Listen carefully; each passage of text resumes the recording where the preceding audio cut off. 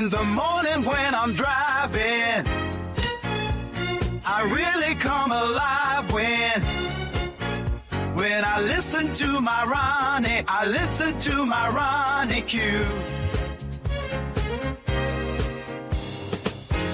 They are rare and they are few who can compare with Ronnie Q. So grab a chair, she's coming through. She's on the air, it's time for Ronnie Q.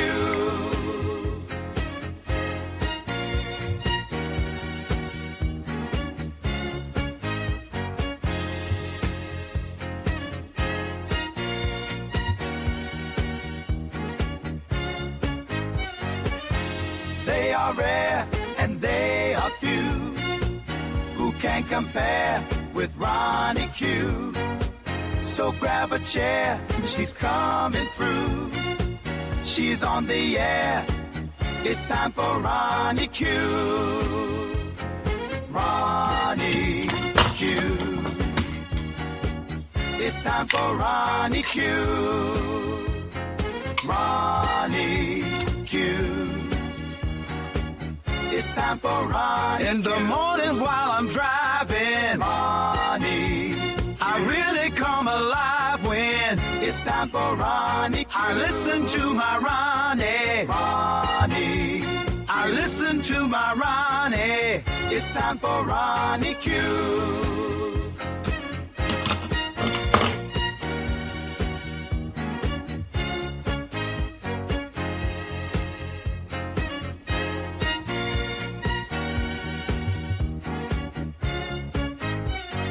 Take a seat and go meet Ronnie. Sweet, sweet, sweet, sweet Ronnie.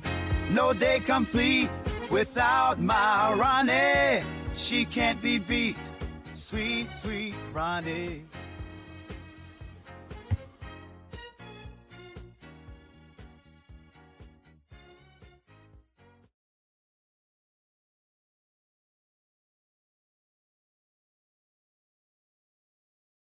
Grand rising, grand rising. I hope you guys didn't hear me chewing my gum. I was just smacking my gum and realized my mic was on. Grand rising. Let me 1 second. Here we go.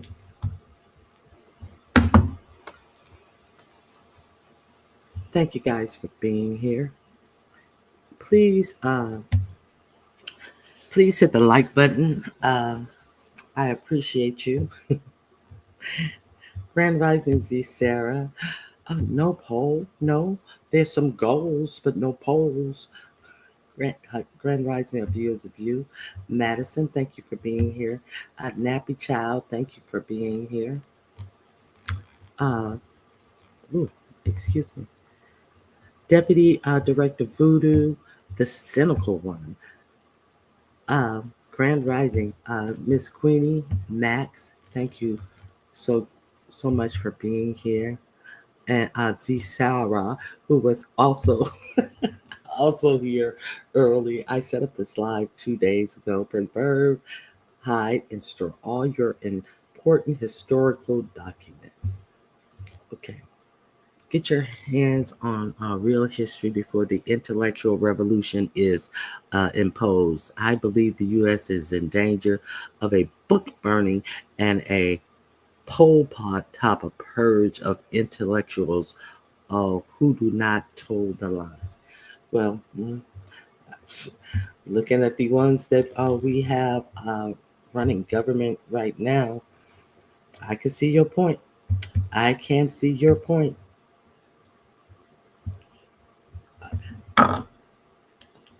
And we're supposed to be at this meritocracy point of making sure everyone has merit in our government, and we're purging all of the government. What are we doing here? What are we really doing here? Okay, so we're going to talk about all of this stuff. Chew gum and not coffee. I think I've taken the gum out of my mouth. I'm sitting up here just, uh, we good. Okay. Unmod me. Grand rising to you as well.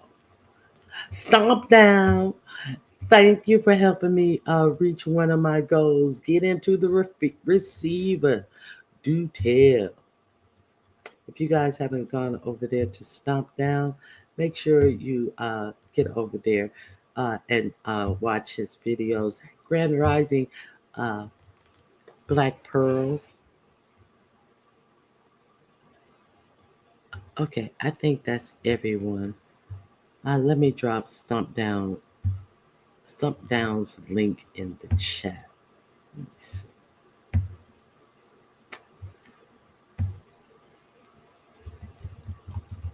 Stomp Down. Okay, I'll drop his link in the chat. Here we go.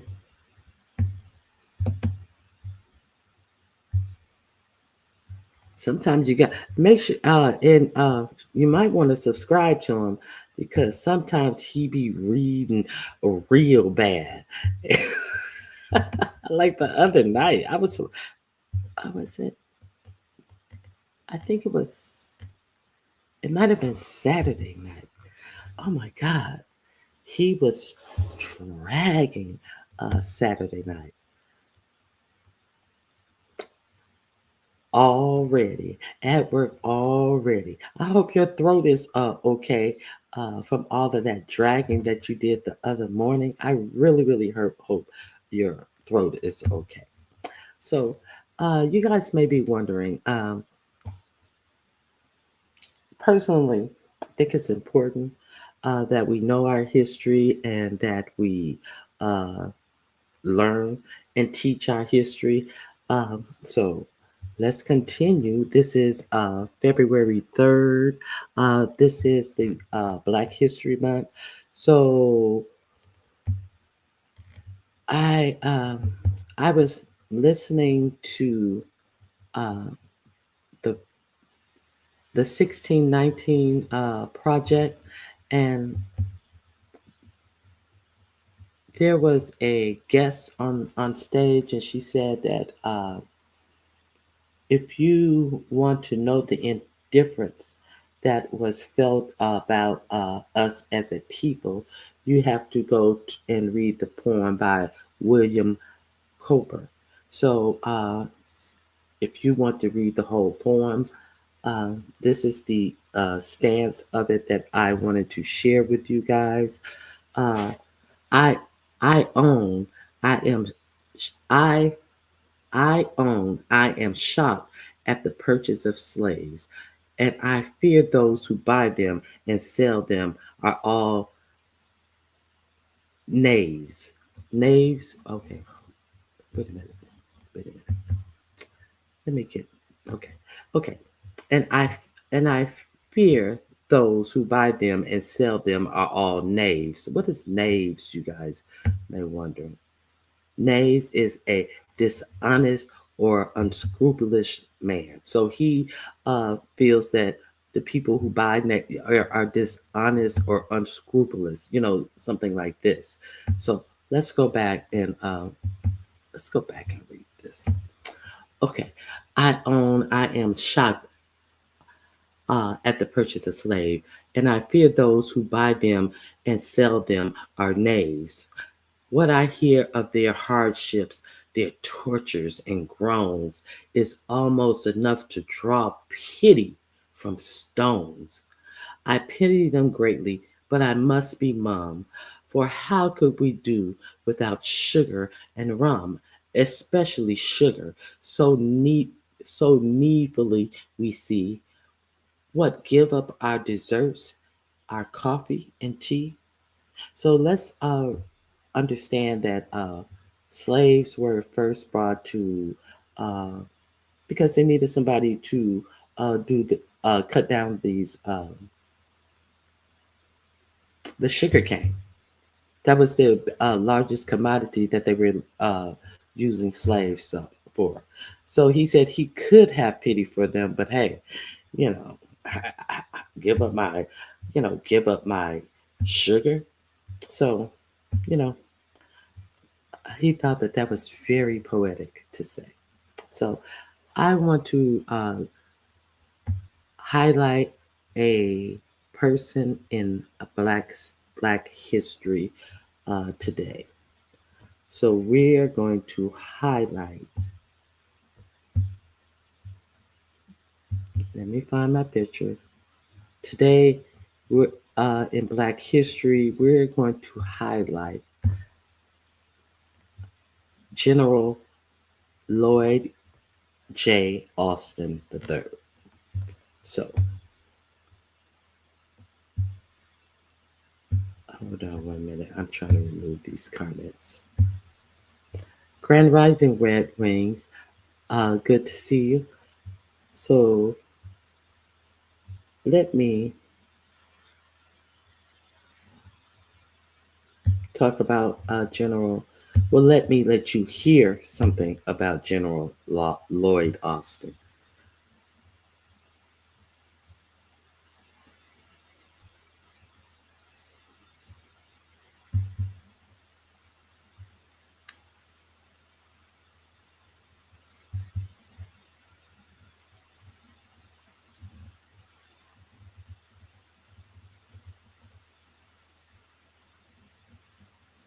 Hmm.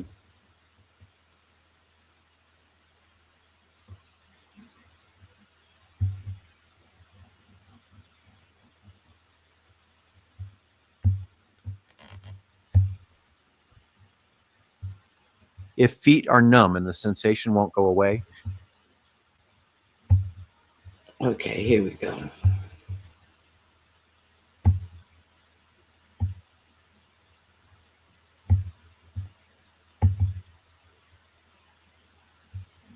Let me make sure I'm sharing my screen. Okay.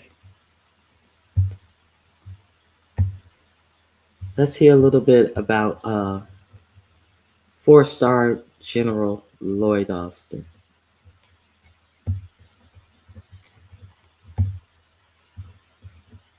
He ran track at West Point. He also did 2 master's degrees and got an MBA on top of that. Rifle platoon leader, scout platoon leader, then company executive officer, battalion commander, and then brigade commander in the 82nd Airborne. He helped lead the initial invasion of Baghdad in March 2003. He rolled his mechanized division straight from the Kuwait border overland right into the center of Baghdad, won a Silver Star for his valor in that operation. Then to Afghanistan, where he led the 10th Mountain Division. Then he became chief of staff at CENTCOM. Then he was the top U.S. commander in the Iraq War, in the whole war. He was actually the one who wound down U.S. forces at the end of the Iraq War. He was then named vice chief of staff of the United States Army. Then he went back to CENTCOM, this time as commander of CENTCOM. Then he built and led the force that waged the war against ISIS. And then, and only then, was he considered for the really big job, Secretary of Defense. And that is the man who just left office as Secretary of Defense. The man who just arrived to take his job, he was a platoon leader in the National Guard. But now he too is Secretary of Defense. Both of them obviously honorable records of service. Not equivalent, though, I think you'd say, in terms of demonstrated leadership, experience, complex organizational management experience in particular. I mean, 4-star General Loyd Austin had led like a whole war or 2. And he had been chief of staff and then commander at CENTCOM just before being named as defense secretary. CENTCOM is the part of the U.S. military that has as its area of responsibility the Middle East and Central Asia and South Asia. That was what he was in charge of. I mean, that was his experience heading in to become defense secretary. That's who has just left as defense secretary. The guy who has just arrived, well, just before he was named as defense secretary, Pete Hegseth, he led 1/3 of the famous Curvy Couch on the Fox and Friends Fox News Channel weekend show. I have to say, it may be that he led 1/4 of the couch, not 1/3. I'm not totally sure how many hosts they have, but we could only find these pictures of him. Okay, let me pause here and, because let's understand we are doing things in these great America First types of situations based on merit right now. Okay, yeah, I want you to hear a little bit more of this. I had to be sure. Okay, let's continue. He led 1/4 of the couch, not 1/3. I'm not totally sure how many hosts they have, but we could only find these pictures of him sharing with 2. So maybe he held down 1/3. That said, prior to his time at the Fox News Channel, Mr. Hegseth also ran into the ground 2 small right-wing veterans groups amid allegations, which he denies, of wild financial mismanagement, nepotism, sexual harassment, public drunkenness, and even drinking on the job. For one of those organizations, an independent forensic accountant found evidence of gross financial mismanagement while Pete Hegseth was administering that organization. And so then they made him Secretary of Defense. 2 guys, same job. And, maybe he got the job based on merit and demonstrated capability. Or maybe it was some other factor. I don't know. Your call. Last night's horrific plane crash at Reagan. Okay, so I've dropped the link for that video. You can see the rest of this. Wait a minute. I think there is something more. Newly confirmed Trump administration Defense Secretary Pete Hegseth screwed up. When a service member, any service member is killed while in service, there is a strict policy at the Pentagon. The Defense Department gives no information about any service member who has been killed until at least 24 hours has elapsed since their death. They do not give their name, they do not give their age, they do not give their rank. They give no information about the service member in question. And the reason they do that is because the Defense Department, sadly, but also obviously, has to deal with delivering terrible news like that way more than any other element of our government does. And so they very much know how to do it, and they have very strict rules about it. They are irreducibly strict, for example, about that 24-hour rule, specifically so they can be absolutely sure that the next of kin have been notified and have had time to absorb the information before any public announcement is made about the death of a particular service member. So, okay, so there's the link. I dropped the link for this video in the chat. I'm going to close this screen now, and I want to share a little bit more about Loyd Austin. Okay, here we go right here. Oh, who exactly was he? I saw an interview that he did, and they asked him when he was over all of these big platoons and all of this stuff, did he get any pushback because of his color? And he said he always got pushback. It had always, his race had always been an issue ever since he joined the service. He said that sometimes when he wanted a memo to go out, or if it was something important that he wanted people to pay attention to, he would give it the memo or the briefing to another officer to read out what he wanted, because it would be readily accepted. And they asked him, was that officer white? He said, yes, of course. Okay. So you get what, okay. Do you hear what I'm saying? No, did you hear what he's saying? Loyd Austin served as the Secretary of Defense from January 22nd, 2021 to January 20th, 2025. Mr. Austin was the principal assistant to the president in all matters relating to the Department of Defense and served on the National Security Council. He was born in Mobile, Alabama, and raised in Thomasville, Georgia. He graduated from the U.S. Military Academy with a Bachelor's of Science degree and a commission in the infantry.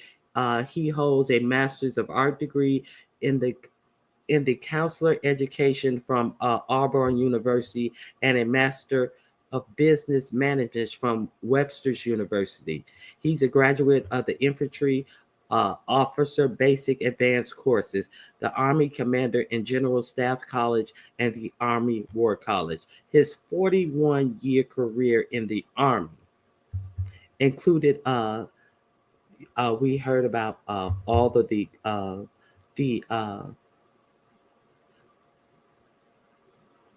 included commanding at the Corps Division, battalion, brigade levels. Mr. Austin was awarded the Silver Star for his leadership of the Army 3rd Infantry Division during the invasion of Iraq in 2003. 7 years later, he would assume the duties of commanding general of the United States force, overseeing all combat operations. After a tour as you guys heard about, after a tour as the Army Vice Chief of Staff, Mr. Austin concluded his uniformed service as the commander of the U.S. Central Command, responsible for all military operations in the Middle East and Afghanistan. So, following his retirement, he had a 41-year career in the Army. Then, following his retirement, that is when he got the job as Secretary of Defense. Okay, so let's remember our history. Let's remember our very, very important history here. Can we try to remember this history? Because we're in an administration that talk about meritocracy so much, which means that people must have merit, that this is the person who has taken his seat, who Republican senators have okayed and said, yes, we will let you put this person up over a $850 billion budget, in command of how many? Over 2 million people in the Defense Department. This is okay. So what would be one of this person's first actions? Okay. To the DIA, Defense Intelligence Agency. This came down from the Defense Intelligence Agency. You know, he's over this agency. January 28th, 2025. To the workforce. Subject: pause on special emphasis programs and related activities and events. The agency is working internally with the department to implement the executive orders ending racial and wasteful government DEI programs and prefacing initial recessions of harmful executive orders and actions dated January 20th, 2025. We are receiving questions across the workforce on the way forward with the special emphasis program, special observances, agencies, resource group, affinity groups, and employee networking groups. DEI will pause all activities and events related to agency special emphasis programs. I said DEI. DIA will pause all activities and events related to agency special emphasis programs effective immediately until further notice. Additionally, special observances hosted throughout the year by the command element of directorates, and special office are also paused. These include observance related to the following. In January, you will no longer observe Martin Luther King Jr. birthday. February, you will no longer observe Black History Month. March, Women's Health Month will no longer be observed. May, Holocaust Day, Days of Remembrance will no longer be you will no longer honor these days. May, Asian American Pacific Islanders Heritage Month. No, you either. June, of course, Pride Month. We will not be having any observance of this. June, June 19th. Juneteenth, no, it will not be observed. Now, June 19th and January, which is Martin Luther King, they have an asterisk by these 2 dates. You know why? Because these are actually national holidays. But a national holiday be damned. Okay, let's continue. Okay, August 26th, August 26th, Women's Equity Day. Why honor that? Are you kidding me? Take that off the books. September 15th through October, National Hispanic Heritage Month. No, we just needed your vote. October, National Disability Employment Awareness Month. You're no good to us anymore. November, National American Indian Heritage Month. The pause will not affect asterisk. The pause will not affect the federal holidays, of which there are two. I don't see President's Day on there. I don't see Labor Day on there. I don't see, what is that day? I don't see Veterans Day on there. I don't see any of these things on there. Okay, so DIA will also pause agency resource groups, affinity groups, and employee networking groups effective immediately until further notice. So that is what one of the first things Loyd Austin's replacement thought that it was important to do. So this day in Black history, understand that they are trying to wipe out Black history in this administration. So I think that it behooves of you to understand what type of ignorance it really takes to even put this in writing, to put this out and say that they are actually making sure everyone has merit when the person over the department has the least merit. I think that he could find in a person to even have this job. So let me see what you guys have to say about that. Hey, Miss Queena. Hey, Dana Smith. Thank you guys for being here. When I said whenever I was in consideration for promotion, they would attempt to grandfather them in a promotion, but I had the certifications and training.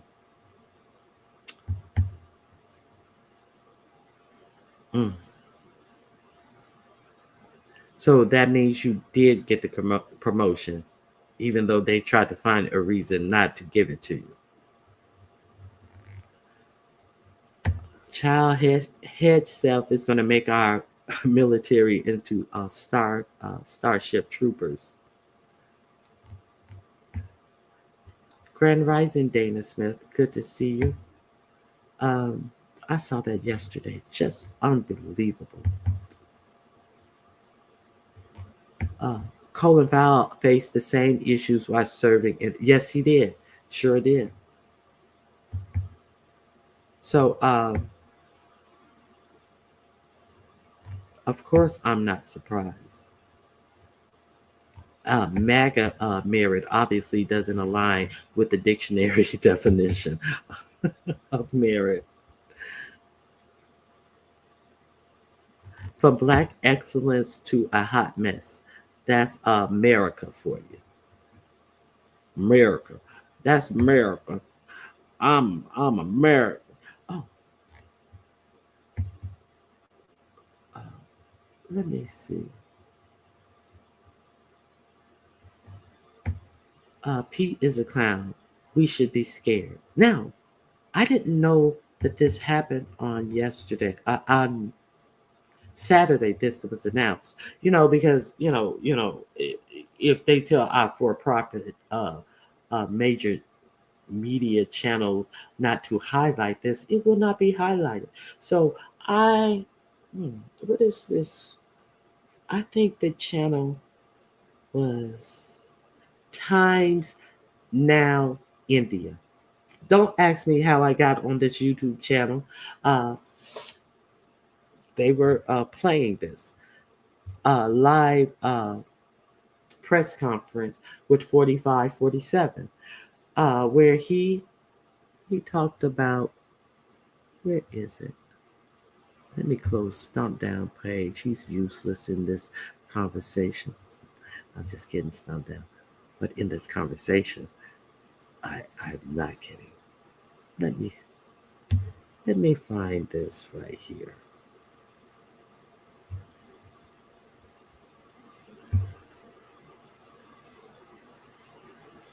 Okay.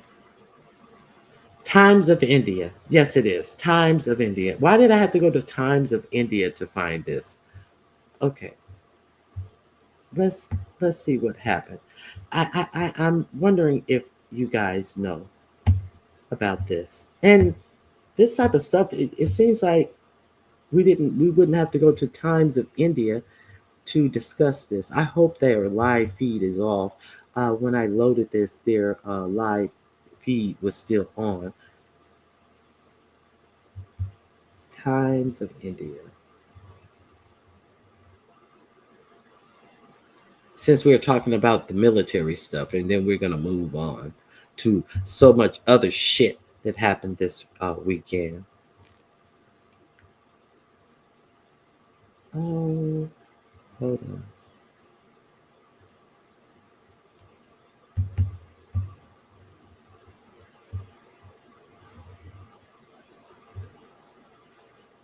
Hold on. My goodness.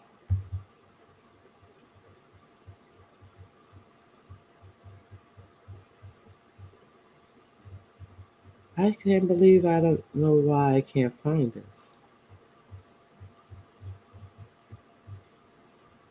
I guess I have too many tabs open. Okay, we're going to go through these tabs. Oh, there it is right there. It was the first one. God damn it. Did y'all hear about this? Okay. So I certainly will, and that to a certain extent is the air traffic control. Wait, please, wait just a second. I do, yeah. Oh, absolutely. And, obviously, that was something that should not have happened. And we're not going to let it happen again. Yes, please. On a slightly different subject, on your Canada and Mexico tariffs, will oil be included or excluded from those tariffs? So we'll be announcing the tariffs on Canada and Mexico for a number of reasons. Number one is the people that have poured into our country so horribly and so much. Number two are the drugs, fentanyl, and everything else that have come into the country. And number three are the massive subsidies that we're giving. Okay. See, I was hoping this wasn't on this big, massive loop. The thing that I wanted you to understand, you see him on the left. Do you see what's going on the right? Did you guys know that the U.S. Did some strikes on Somalia, allegedly to strike down ISIS leaders? That's what you're seeing on the right. The bombing that went on in Somalia, where they said that they have struck out ISIS leaders in Somalia, and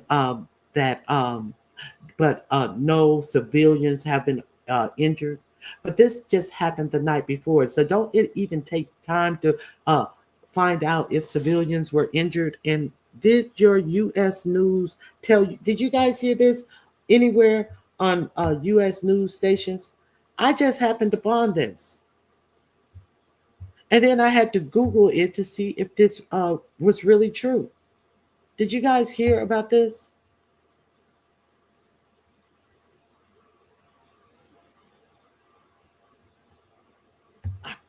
I'm glad that you heard about it because I sure did hear about it. Okay. Times I this is the first time I even heard of Times India. Thank you, Z Sarah. I thought I was just like, and because this was the first time of me hearing of Times India, I had to fact check it as well, and that's the only place where I saw this information. That's crazy.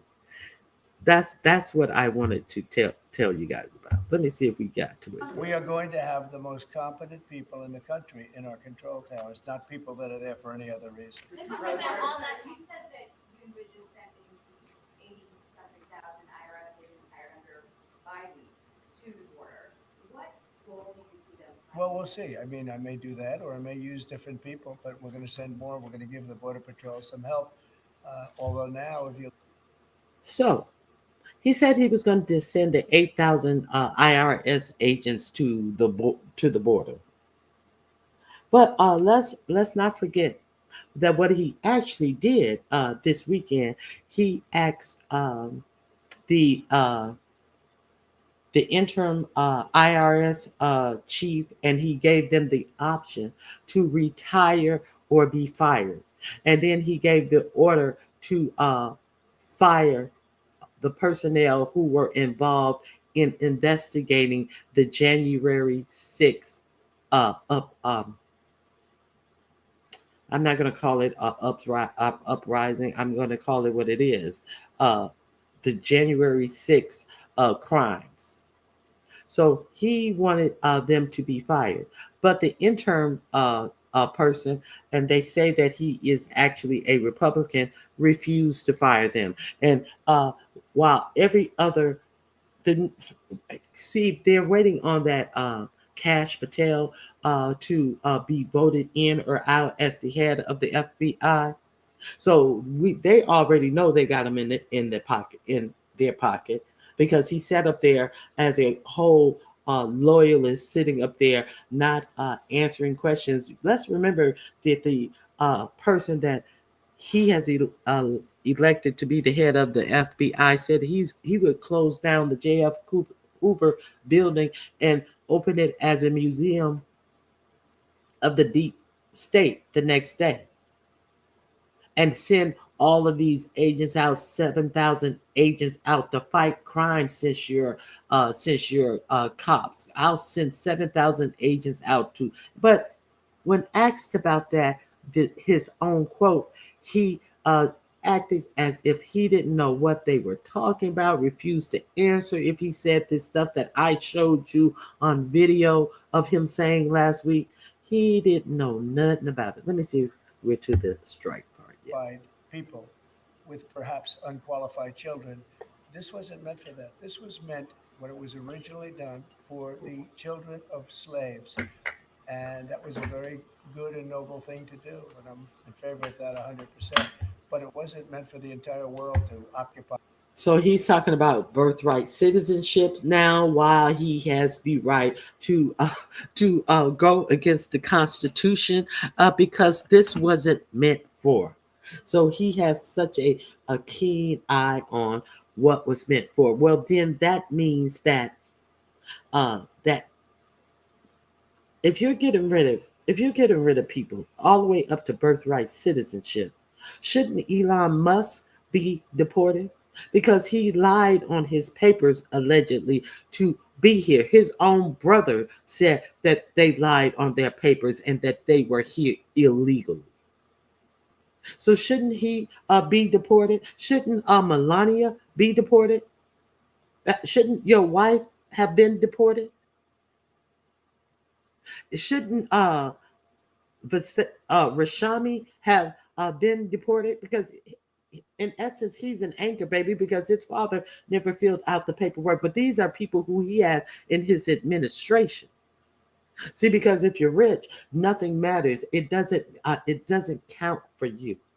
If you're rich or if I want to bone you, it seems like it does not matter. Okay, where are we?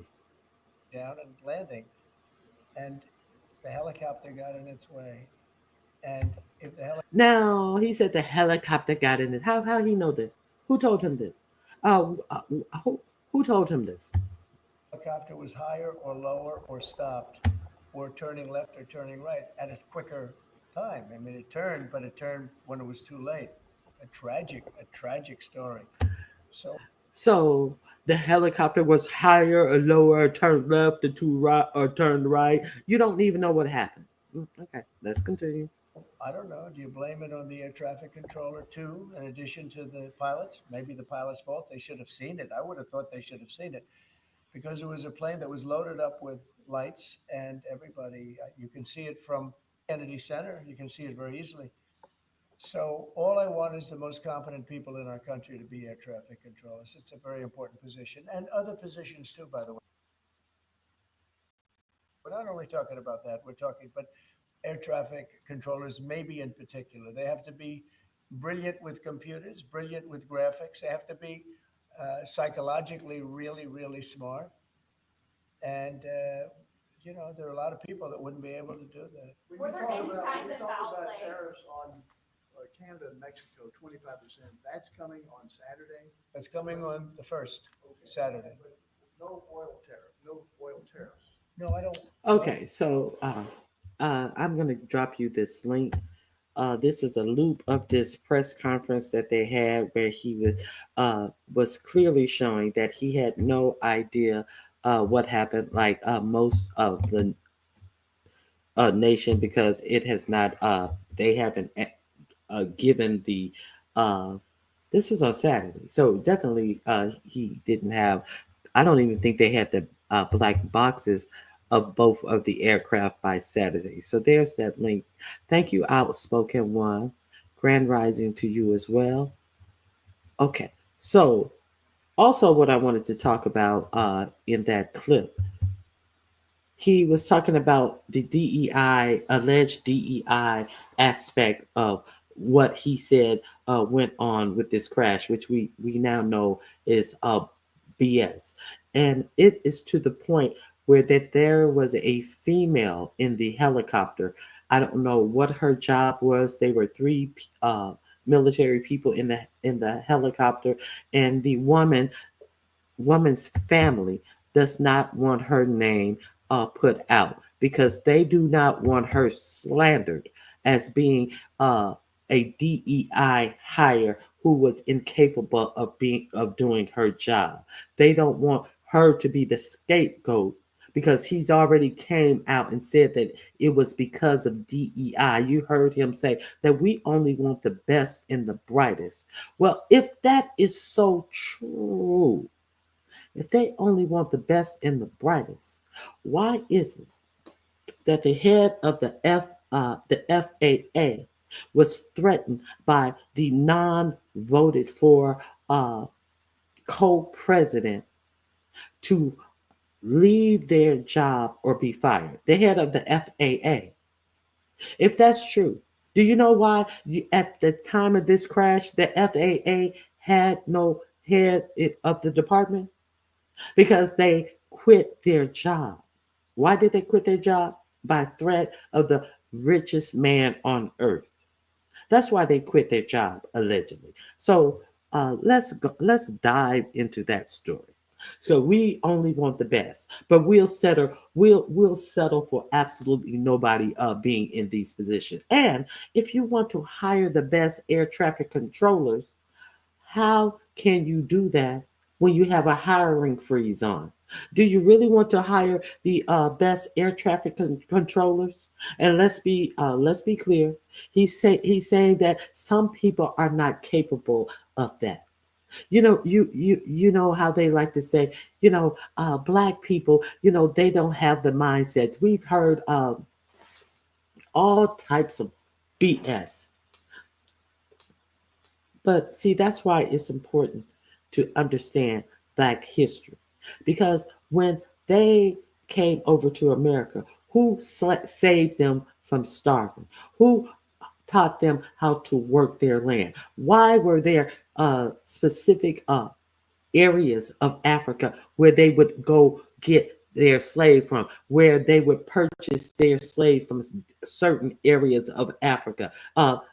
This area was good for working rice and knew how to work the rice fields in Africa.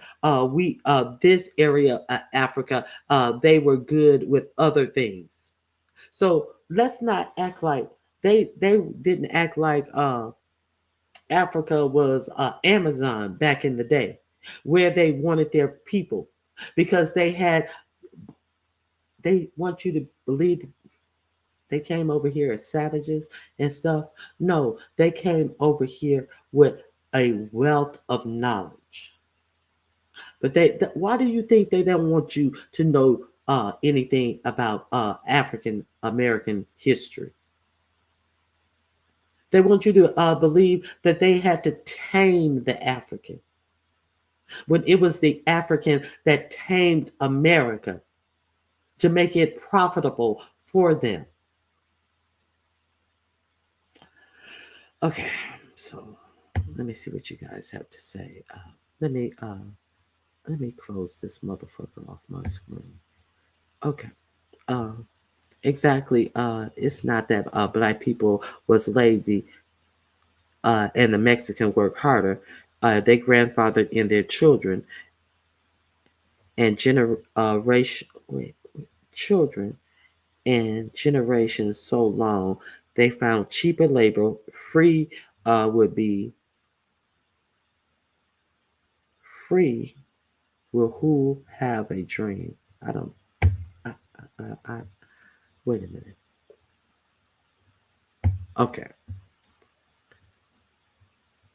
Hey, Miss Magnificent. Thank you for being here. He said that American people are going to. Yes, he said that American people are going to feel some pain. So, with these tariffs that he enacted on Saturday to 25% to Canada and 25% to Mexico, he said that America is going to feel some pain. So, I thought that he was going to bring down prices. Let me get this quote right here. Here it is right here on his Truth Social.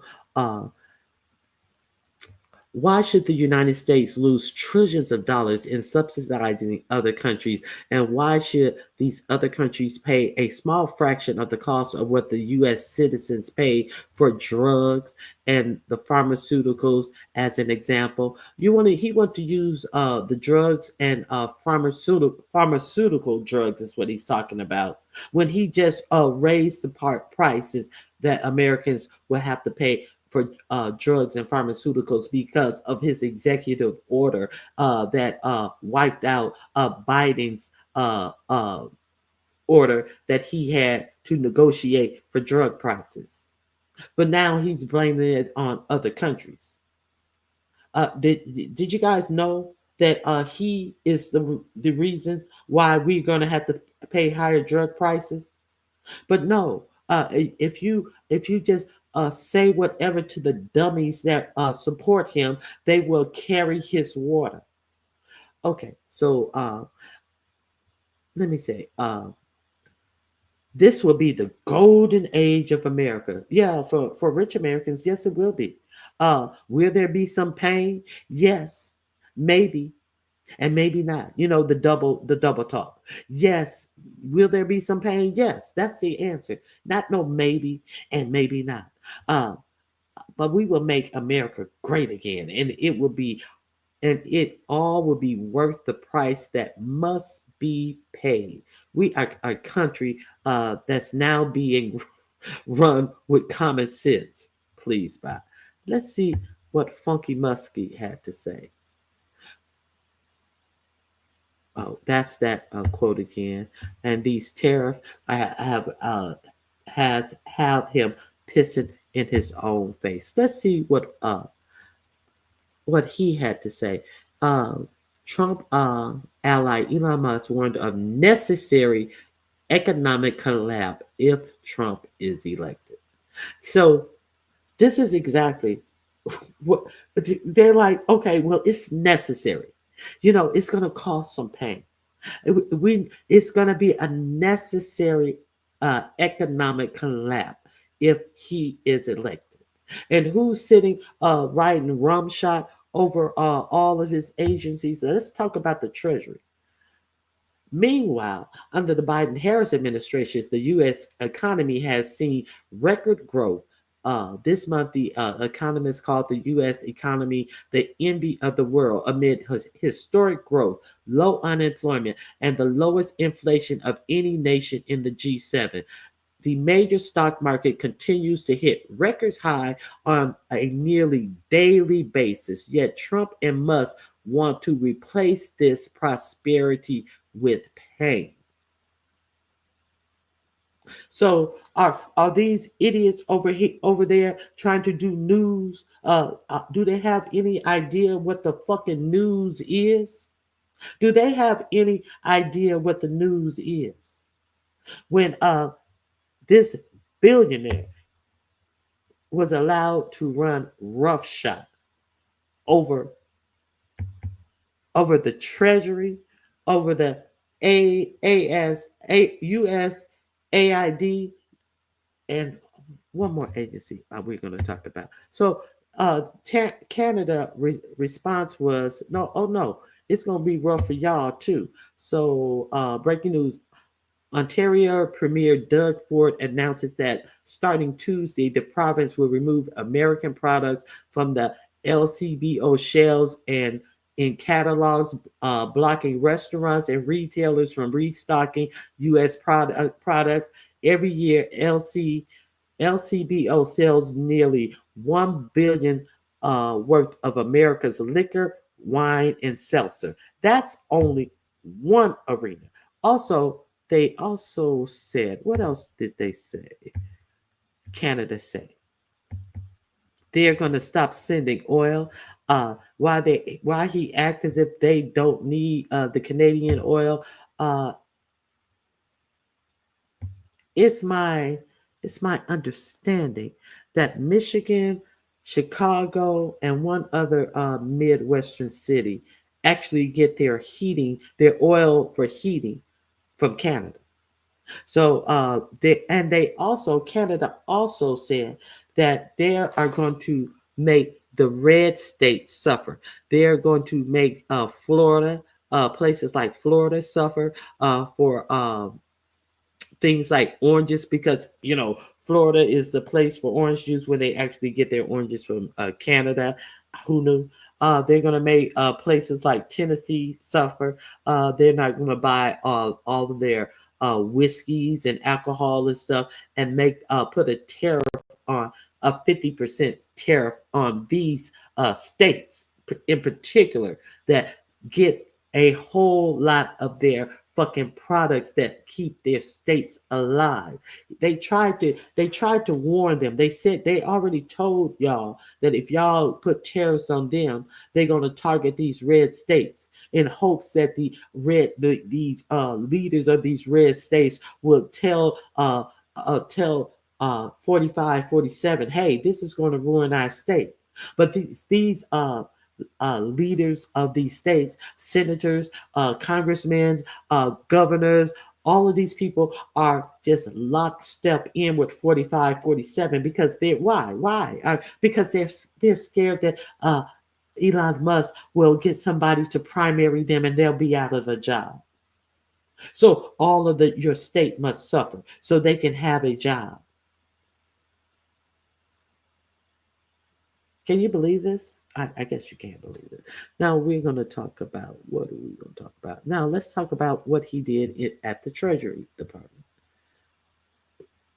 Is this?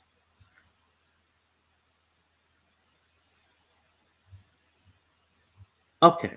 So I told you about the FAA thing. So let me share my screen.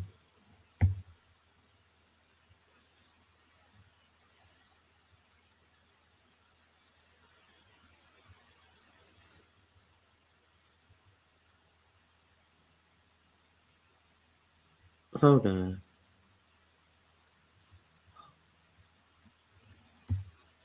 It's weird.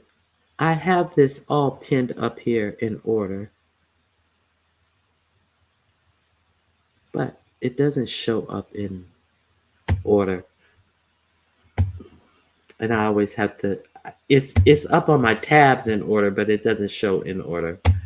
Speaking to reporters about the crash today, the president himself did a lot of swearing, which was weird when you're supposed to be like comforting the nation. He was swearing from the podium. He also rambled and ad-lib riffed on what the crash looked like to him and what it was like for him to watch the video of it. He scoffed at the idea that he would go pay his respects at the crash site, which after all is just minutes from where he lives. He said, quote, "You tell me, what's the site? The water? You want me to go swimming?" He also today, at length, blamed the plane crash on diversity. Diversity hiring. Literally, at the moment, bodies were still being pulled out of the frozen Potomac River. He was insisting that there must be something about this that can be blamed on non-white people having jobs. Right? Said it was just common sense. While we're on the subject of the unquestionably and unerringly excellent performance of white men in their job duties, though, did you see the press conference this morning from Trump's newly confirmed Secretary of Transportation? Here was the very end of that press conference. Here's how that one wrapped up. Thank you. Is there an acting FAA director?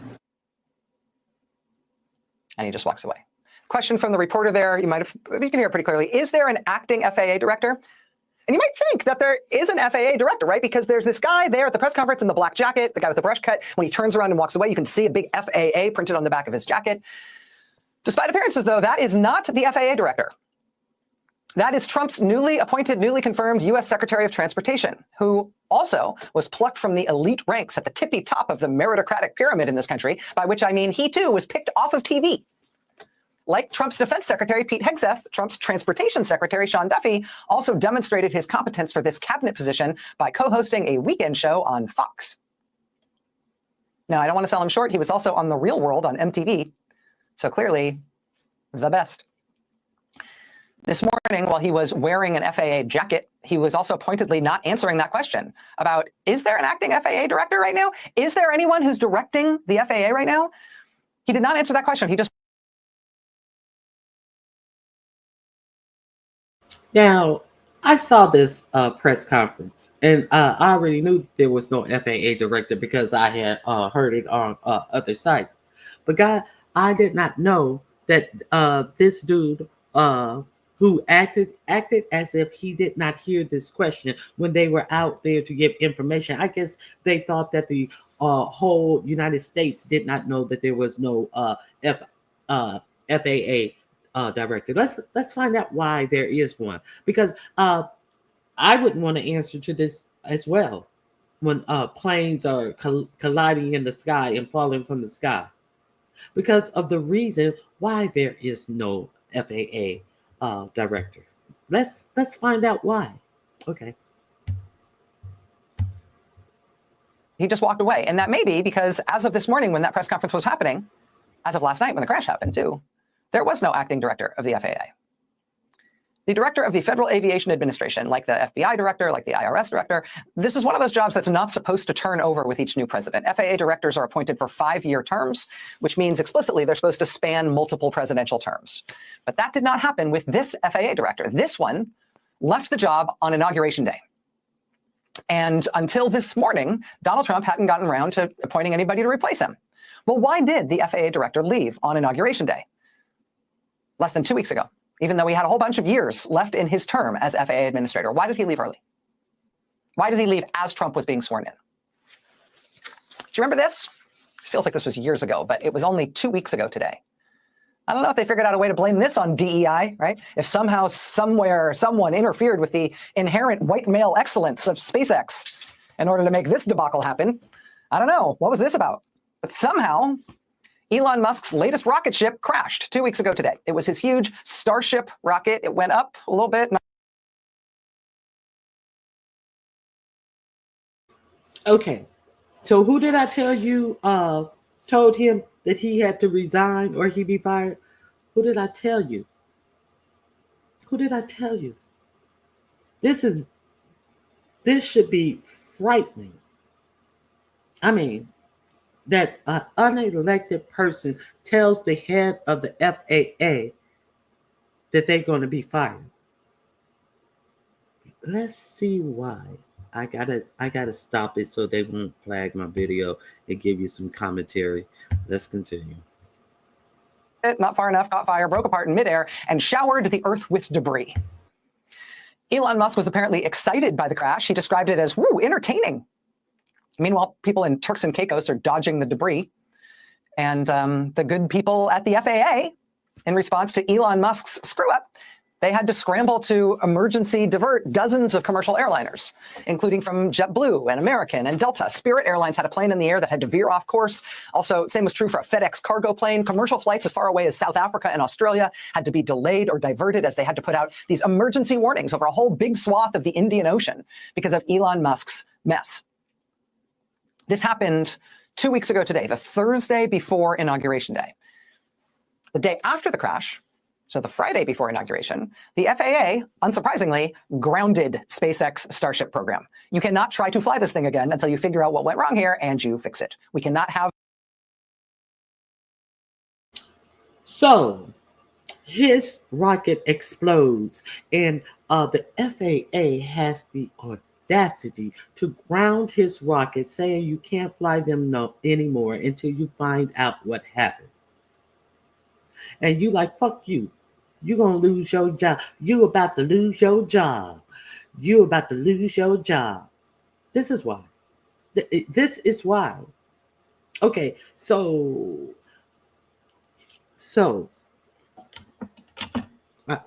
we'll finish off this story because a lot of shit went on this weekend. Now, this is some personal shit. This man lost his job. Have anything like this happen again, you are grounded. That was the Friday before the inauguration. Then 3 days later, Inauguration Day, the head of the FAA administrator, was gone from his job. Elon Musk was rid of this FAA director who had grounded his rockets. Because what? An entertaining little crash, which forced emergency diversions of dozens of passenger planes packed with humans?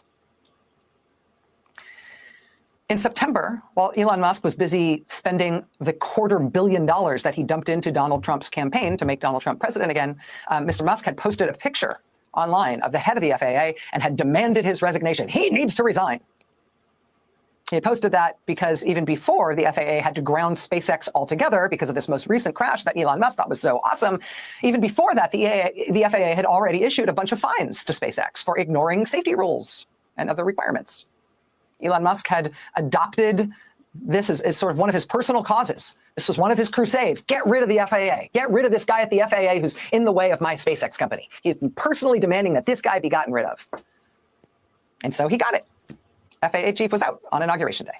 And then 10 days later, we had a horrific mid-air plane crash whereupon one of the cable news hosts Trump hired for his cabinet wore an FAA outfit to a press conference, which made people wonder if he was running the FAA, which made reporters ask, hey, who is running the FAA? To which there was no answer, which apparently prompted Donald Trump today at a press conference to, surprise, name a new head of the FAA for the first time because he'd never bothered to do it before. And yes, it is the... Okay, so that's the news that I wanted to make sure you got clear. Because obviously, I just wanted you guys to have that. Here's the link to this this video. It all adds up. Six sick individuals are running this country in the ground. Now, let's talk about what's going on at the Treasury Department. So,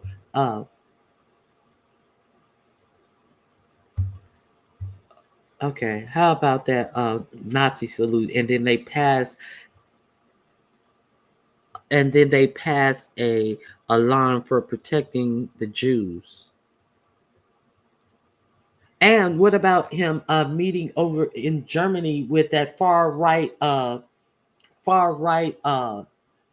dude from the far right who are not, I think they call them Nazi sympathizers. So he and when he met there, he said that this was like in your grandparents or your great grandparents' time. First, he said it was your grandparents' time. Like, you guys ought to get over it. So he initially said this happened in your grandparents' time, and then he must have thought, like, damn, dumb motherfucker. Most people know their grandparents, have a relationship with their grandparents, and then he quickly turned it into your great grandparents' time. This was 80 years ago, motherfucker. This was 80 years ago. Maybe some of the people are actually still living who had to suffer through this. I remember I was walking my dogs one time. This lady has since passed away. If you Google her, she's Googleable because she was an artist. Her name was Pearl Took, Took. I was walking my dogs one time, and she was old then. Well, I don't know how old she was then. And we started up a conversation, and she let me know that she was a painter. And I said, "Oh, I'm doing a painting, a self-portrait." And I said, I'm having a hard time with it because I don't know how to blend this out, because, I'm just like a self-taught, this would be a good idea. I think I can paint myself. I can draw a little bit. And she said, "Well, bring the painting down and, we'll talk about it." And she had all of this artwork that she had did. It was fabulous. And then she bought out books of different little books and sketches and this and that and the other. I mean, her whole place was filled with art. And I remember when she passed away, her daughter was selling all of her artwork, and it was just so much, so much, so much. She had a garage sale. But the story is, she showed me the tattoo on her arm. And I didn't even know that it was a commonplace that on the inner arm that they got the tattoo. And she talked about losing her whole family, and she talked about how she barely survived, but she did survive. She was in a concentration camp, and I it just really made it real for me. So you got this motherfucker going over there talking about they should forget about it. Well, it don't seem like the other side has forgotten about it because they still want to blast their hate. But everybody who gets this hate should just forget about it. As we prop up people who are hateful. That's all I'm saying. Yeah, the AFD party. Thank you. I knew you would know the party. In Germany is obsessed with Trump and Musk. Money is pouring into them, and German people are not happy at all. I hear that they were a fringe party, and until the co-president started propping them up. Good morning. How are you? I have a question. Is it only people who identify as conservative that you view as racist? No, I view racists as racist. I view racists as racist. I don't care what they identify. I identify their racism. And hold on. 1 second. Can Democrat right people be racist too? Of course they can. No, is that overlooked? No, that's never overlooked. Tell your friend that. Okay? Be sure you tell your friend that. But I'm talking about what I'm talking about. I'm not talking about Democrats. I'm talking about what I'm talking about. Okay. So they are still telling the generational kids from slavery to get over it. They never got 40 acres in them and never will. And they never will. Okay.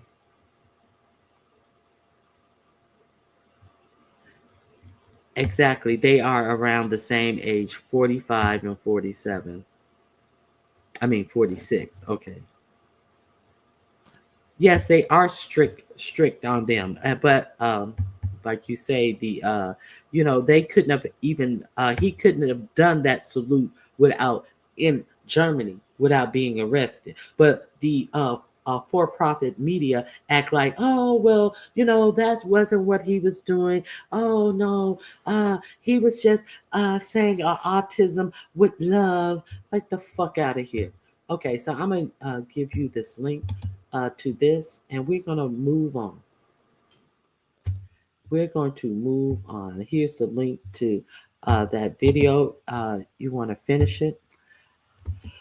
Okay, so here we are. Where are we right now?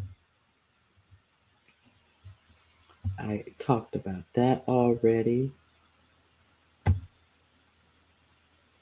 Okay. Okay.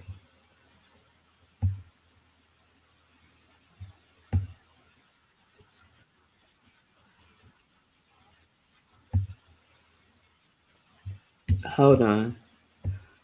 Now, here we are. Senior U.S. official exit after rift with Musk allies. Not Musk, his allies. So now you have a top Treasury career staffer, David Liebrick, announced his retirement. Surrogates of Musk's Doge effort had sought access to sensitive payment systems.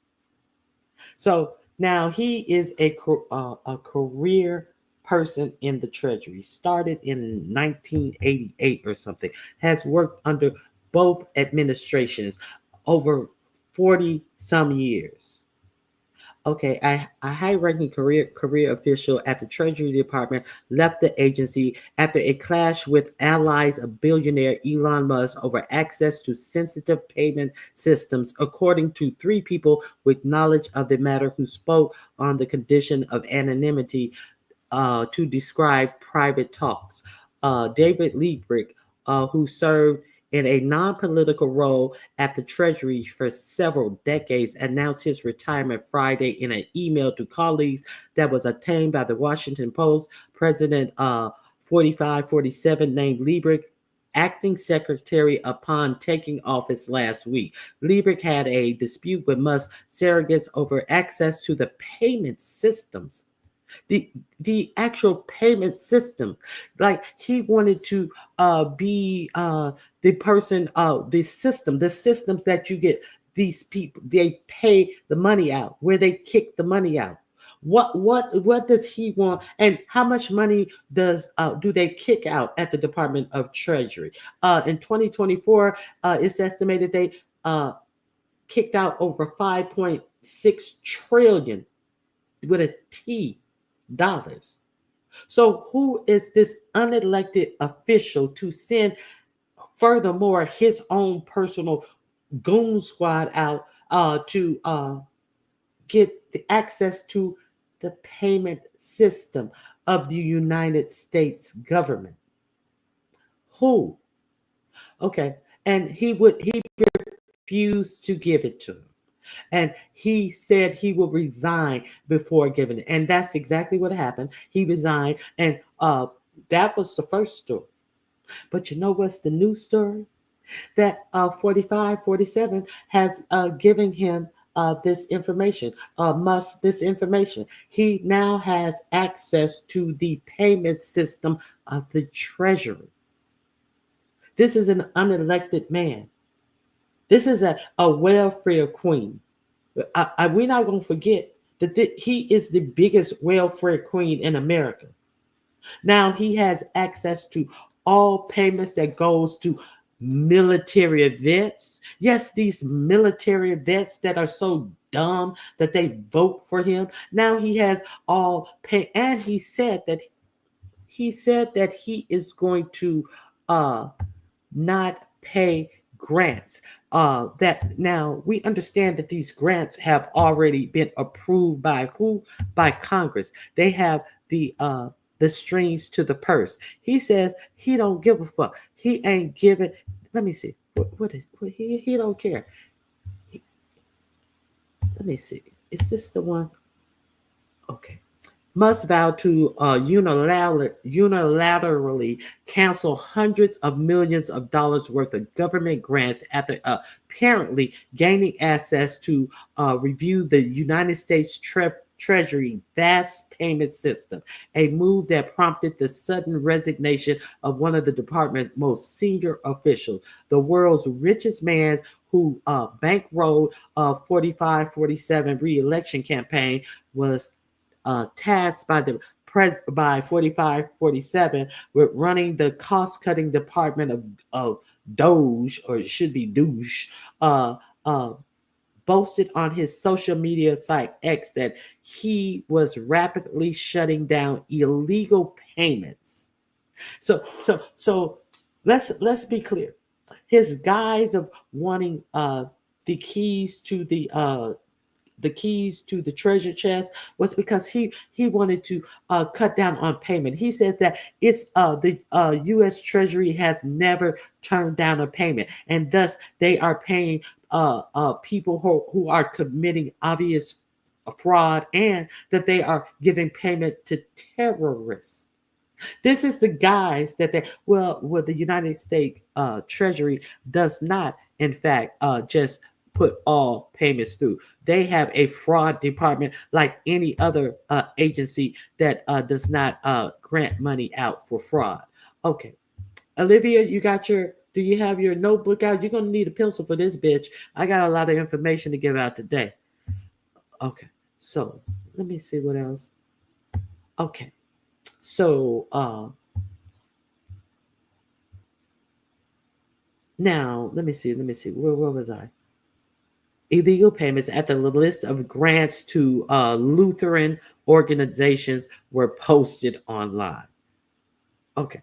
The threat came after Musk appeared to confirm on Saturday that Doge had access to the Treasury system, which dispenses trillions of dollars each year, including Social Security payments, including grants, including a whole lot of payments. And 97% of these payments are done electronically.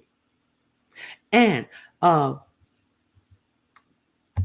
there have been, let me see if I have that picture. There have been reports that that they were only allegedly supposed to get viewable with just a look at this, but there have been reports that they have been hard drives. They have been let me see, copying of the hard drives of this stuff, plugging in hard drives inside the Office of Presidential Management, the Treasury Department, and General Service Administration. His staff encounter resistance. Now, when he went to the GSA, government something, it's kind of like the HR, the human resources for the government. Now, he went there and he wanted access. He had a busy weekend. Mr. Musk. So he went there and he demanded that they give him access to all the files of government workers. All of the government workers. And they said, no, we're not going to do that. And then he said, well, we're going to call the police on you. And they did finally wind up bursting their way into the office. His staff encountered resistance when demanding that the Treasury officials grant access to systems managing the flow or more than $6 trillion annually programs like Social Security, Medicare.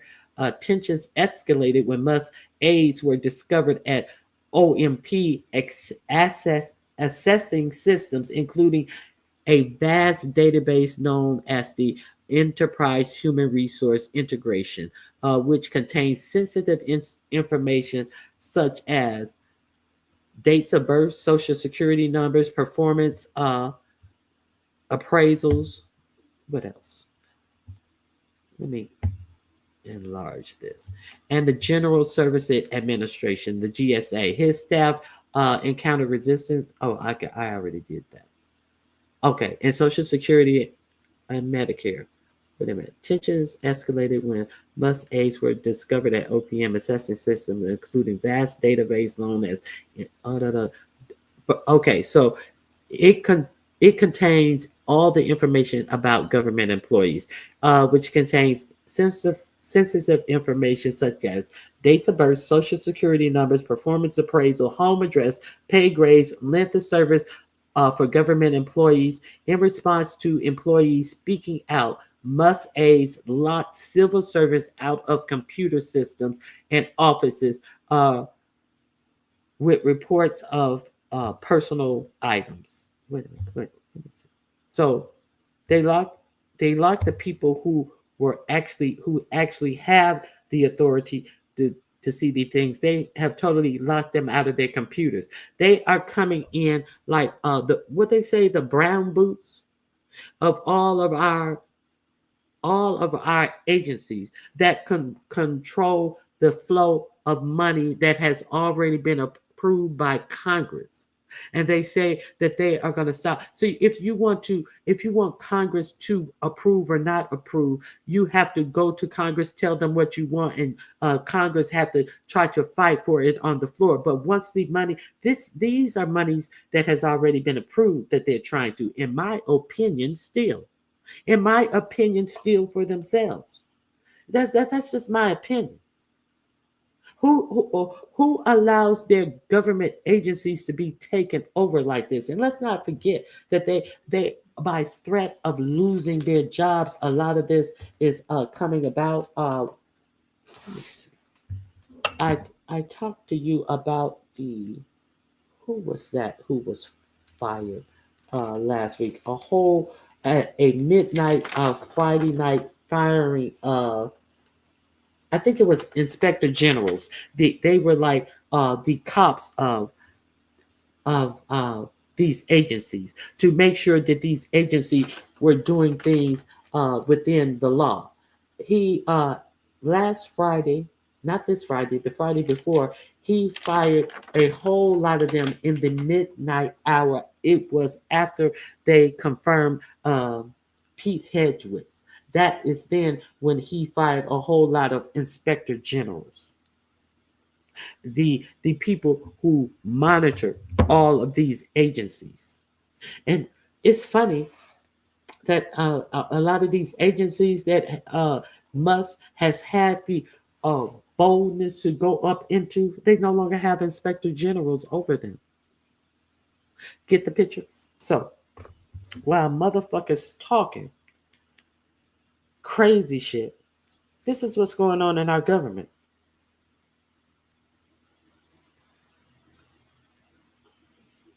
Hold on, let me see. I just got a news notice on my phone. I'm going to see if I can source this.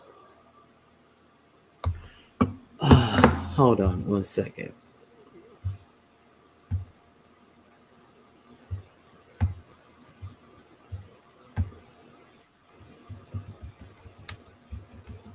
Hold on one second.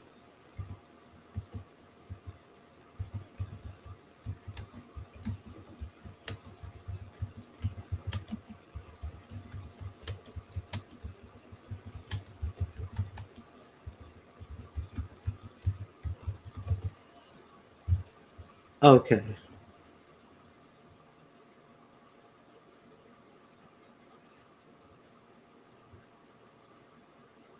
Oh, okay. They're talking about the USAID. Elon Musk said Trump agreed to shut down the USAID government's primarily humanitarian aid agency. So we know that that was another place that he visited to get all the information. They said they will not be sending out any of the monies that have been approved by the USAID. No, they're not going to do it.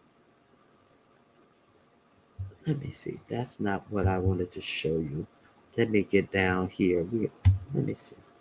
The USAID was a viper nest of radical left Marxists who hate America. I don't even know what a Marxist is. They always use this Marxist. But what are they? Okay, so now the USAID gives aid to a lot of nations, a lot of countries. It's a aid facility. Give medication, all of these things, but they're so horrible. Let me see what else.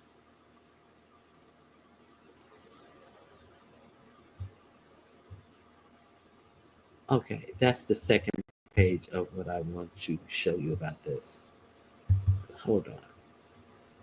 See, I've been reading up on some shit, and I've been taking little screenshots from a couple of things. Okay, here we go.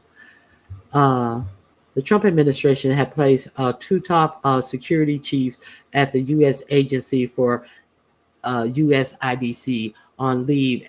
And now they put these top people from the U.S. IDC on leave after they refused to turn over classified materials in restricted areas to Elon Musk's government inspection teams. A current and a former U.S. official told the Associated Press on Sunday members of Musk's Department of Government Efficiency, known as DOOSH, eventually did gain access Saturday to aid agency classified information, which include intelligence report. The a former official said. Now, let's be clear, which includes intelligence reports. So he can't get a clearance, a high level clearance at his own company because of his alleged drug use, and they're not trusting him to not give this information to entities that he is trying to curry favor with, to do business with. But miraculously, he was able to get intelligence report. The former Musk Doge crew lacking high enough security clearance to access that information. So the two USAID security official, John Voorhees and Deputy Bill McLean, were legally obliged to deny access because they don't, and he can't get high enough clearance to even do hear a lot of the stuff that goes on in his own SpaceX company. But then he sent his goons out there to, and what happens? All of a sudden, they got the clearance. How they get the clearance? How do these people who don't have what it takes to get high enough clearance are getting all of this information? The current and former U.S. official had knowledge of the incident and spoke on condition because of anonymity, because they were not authorized to share the information. It comes a day after Doge carried out a similar operation at the Treasury Department, gaining access to sensitive information, including Social Security and Medicare customer payment system.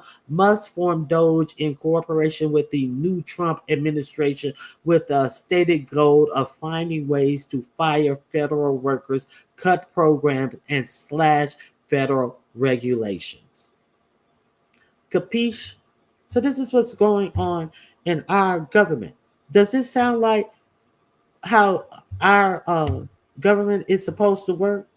Unvoted for people who cannot get the clearance are now looking and viewing this information that they have absolutely no clearance level to view. The people who rightly tell them that no, you cannot have this information. Now, the only refreshing thing is the stand-in FBI, the head of the FBI, was the only one who did not back down and said, "No, I am not firing the agents who investigated that January 6th uprising against allowing the passing of a free and fair election, who threatened to just kill the VP to get what they wanted. I'm not firing these agents, but let's see what our Republican senators are going to do. Are they going to push this unqualified, no merit having Cash Patel through, who already said that he wants to shutter down the FBI J. Edgar Hoover building and turn it into a museum, has a hit list of 60 plus people who he wants to go after, written in a book. It ain't hidden. He has it written in a book of these deep state people, and they're all people who have either investigated some of the FBI agents who allegedly raided Mar-a-Lago. It is okay. So now it's too late for regrets, but some people are too stupid to even regret their votes. It's too stupid to even. You have people out here saying, well, I don't mind paying a little bit more for groceries. Now, all of a sudden, they don't mind paying more for groceries. But you said that the reason why you voted for him is because he said he was going to take the grocery prices down. But now that you know he lied to you, if it's for the greater good, child, do you think? How many different ways can somebody tell you that we don't give a fuck about you?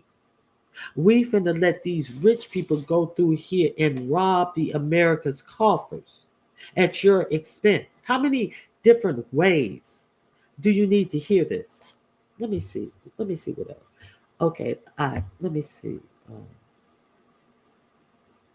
I'm talking about Liebert, who left the Treasury. Let me see what else is in this story. A spokesman for Doge declined to comment. Liebert could not be reached for comment. Now, Scott Bassett has been confirmed as a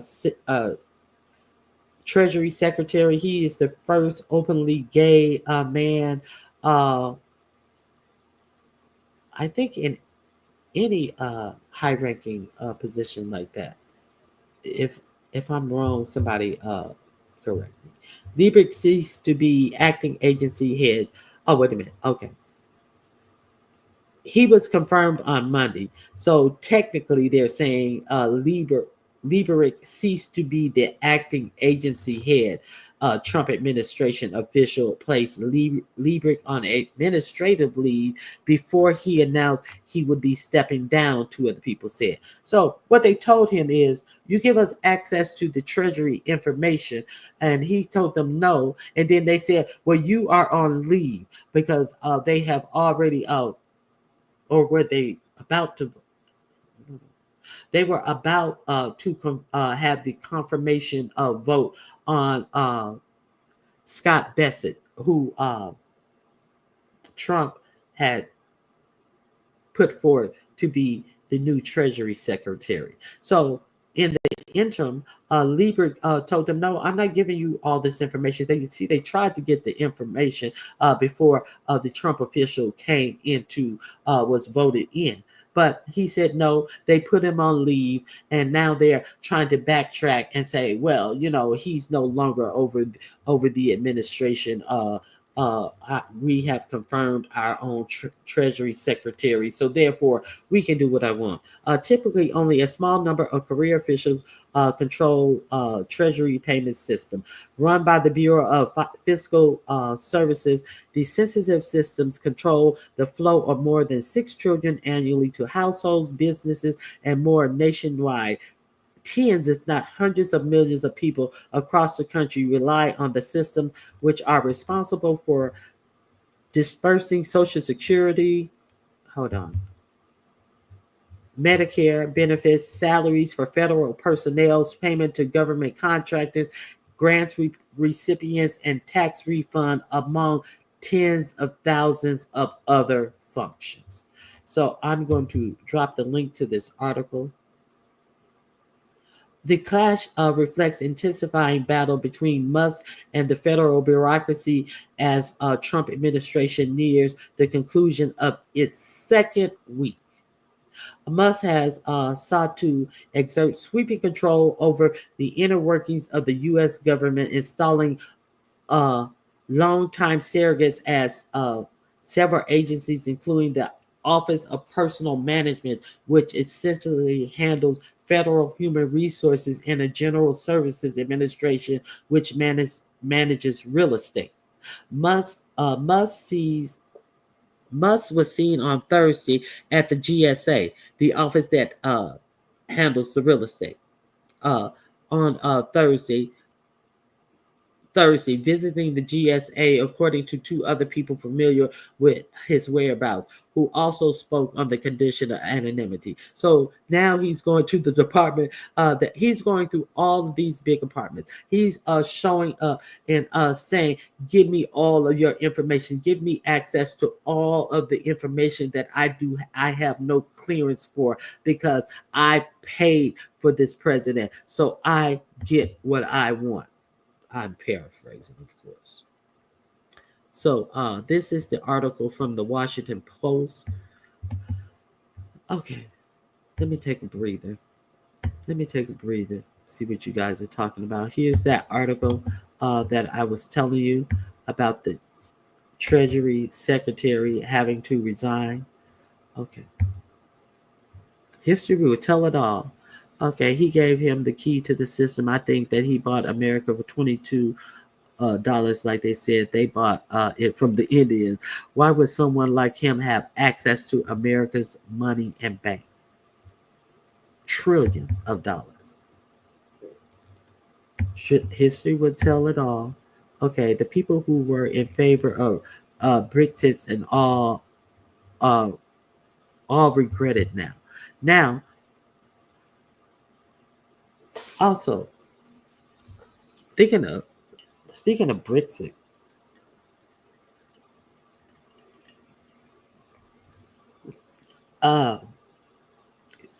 why is 4547 putting its aims at South Africa?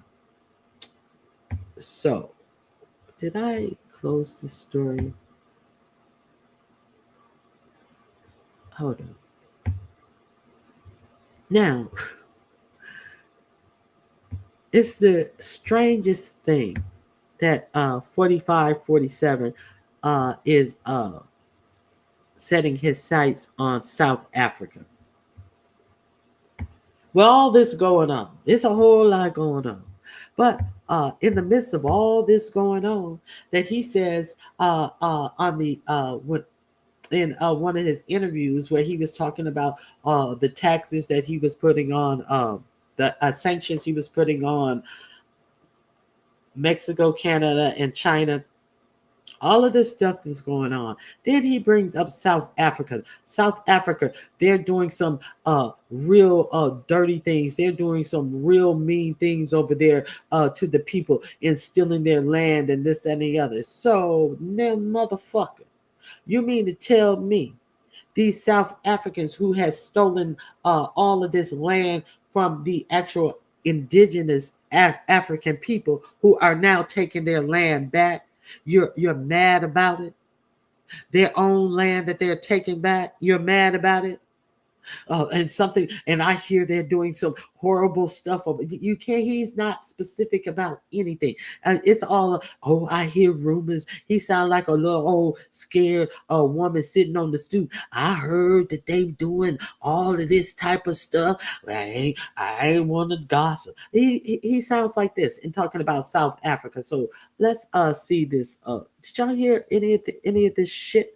That he's just all over the place talking about Canada should be happy to be our 55th state, and they wouldn't have to worry about high prices. Well, we got to worry about high prices, and then they wouldn't have to worry about high prices, and then they would not have to worry about having health insurance either, because you don't give a fuck if they have that. So let me share this. Let me share this story just in case you haven't heard about him amping up tensions all over. And there's there's one economist who said that he is at the rate 45, 47 is going with this thing about the Panama Canal, invading Greenland. These are our allies. The tariffs to our allies, Mexico and Canada. He is really making the United States a island within itself by, pushing buttons with our allies. And he predicted, and I don't know world news broadly enough, that this could start a world war, and we will not have any allies to help us defend ourselves. So, that's just one man's opinion. Let me see.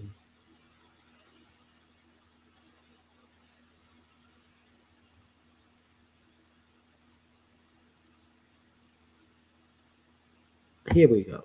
This is what I wanted to share with you about South And we start with Africa. this story. US President Donald Trump says that South Africa's leadership is doing some terrible things after threatening to cut off all future funding to South Africa over its land expropriation policies. Now, in a post on his media platform, Truth Social, Trump said that South Africa was confiscating land and treating certain classes of people very badly. After threatening to cut off all future funding to South Africa over its land expropriation policies. Now, in a post on his media platform, Truth Social, Trump said that South Africa was confiscating land and treating certain classes of people very badly. Now, he also called it a massive human rights violation and warned that the United States would not stand for it. Terrible things are happening in South Africa. The leadership is doing some terrible things, horrible things. So that's under investigation right now. We'll make a determination. Hold on. Let me get past this commercial. Thank you, Rockwell. I appreciate your support.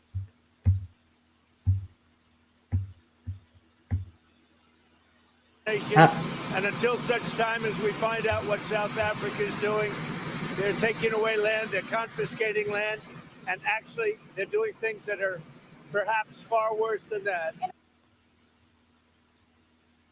Now, for more on this, they're doing things that are perhaps far worse than that. Just fear mongering. Thank you, Bertha May. I appreciate your support as well. Just fear mongering. People laugh when I said I was moving out of the U.S. because they think America is the only country in the world. Like, y'all in danger, girl. It's like sleeping with the enemy. Exactly, Rockwell. I did a live about the different countries that a lot of Americans are moving to. There's this, if you check out Italy, there's this town in Italy that they are really wanting Americans to move to. The houses, I did a whole little segment on it. Some they're selling the houses at real low prices. Of course, you're gonna have to put some work into it. This one American from Chicago, she moved into a house and she had to do a lot of work in the house, but the amount of money that she spent. Now they have houses of all. You need to do a lot of repair. You don't have to do a lot of repair. Move in ready, and they are trying to attract Americans. I can't remember the name of the city, but check it out. And they're making it easier for Americans to move there as well. So they're cutting out a lot of the red tape. So Americans are moving like all over the place. So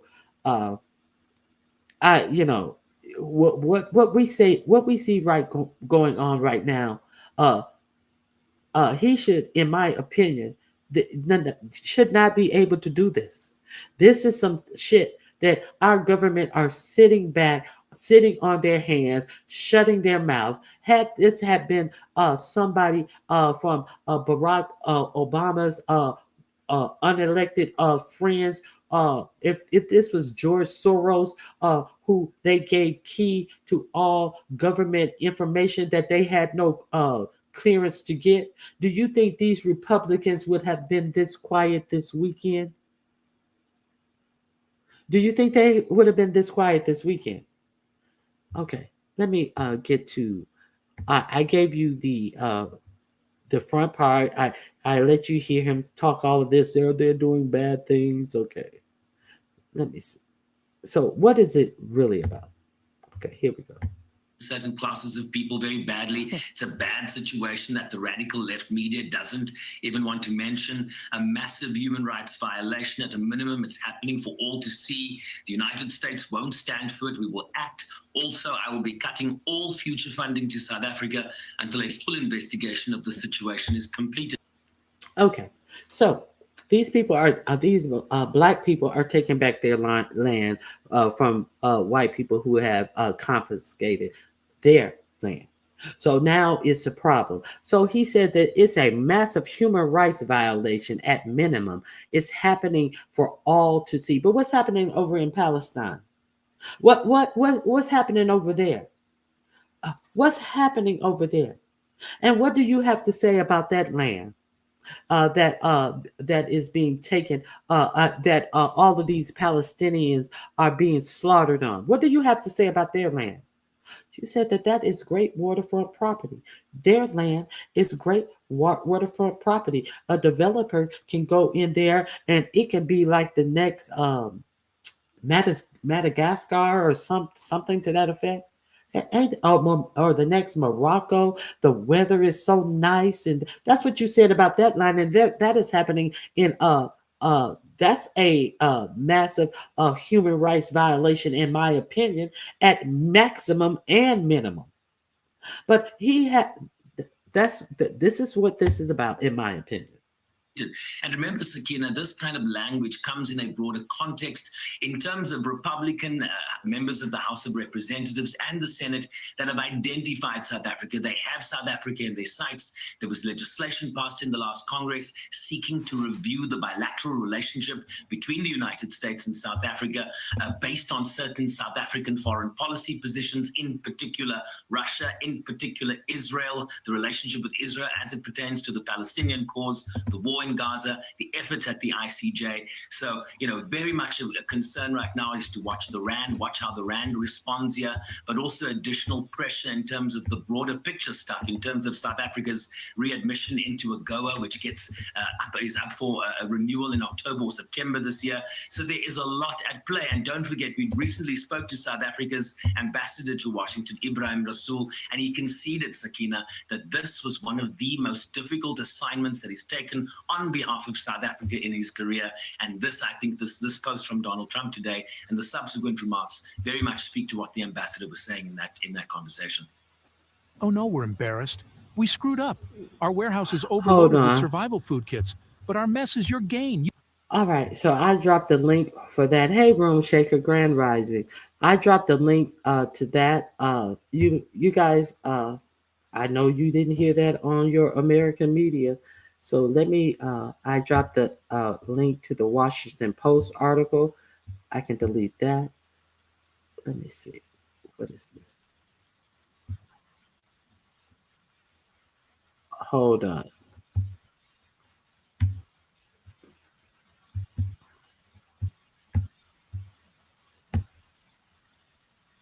Okay. Hold on.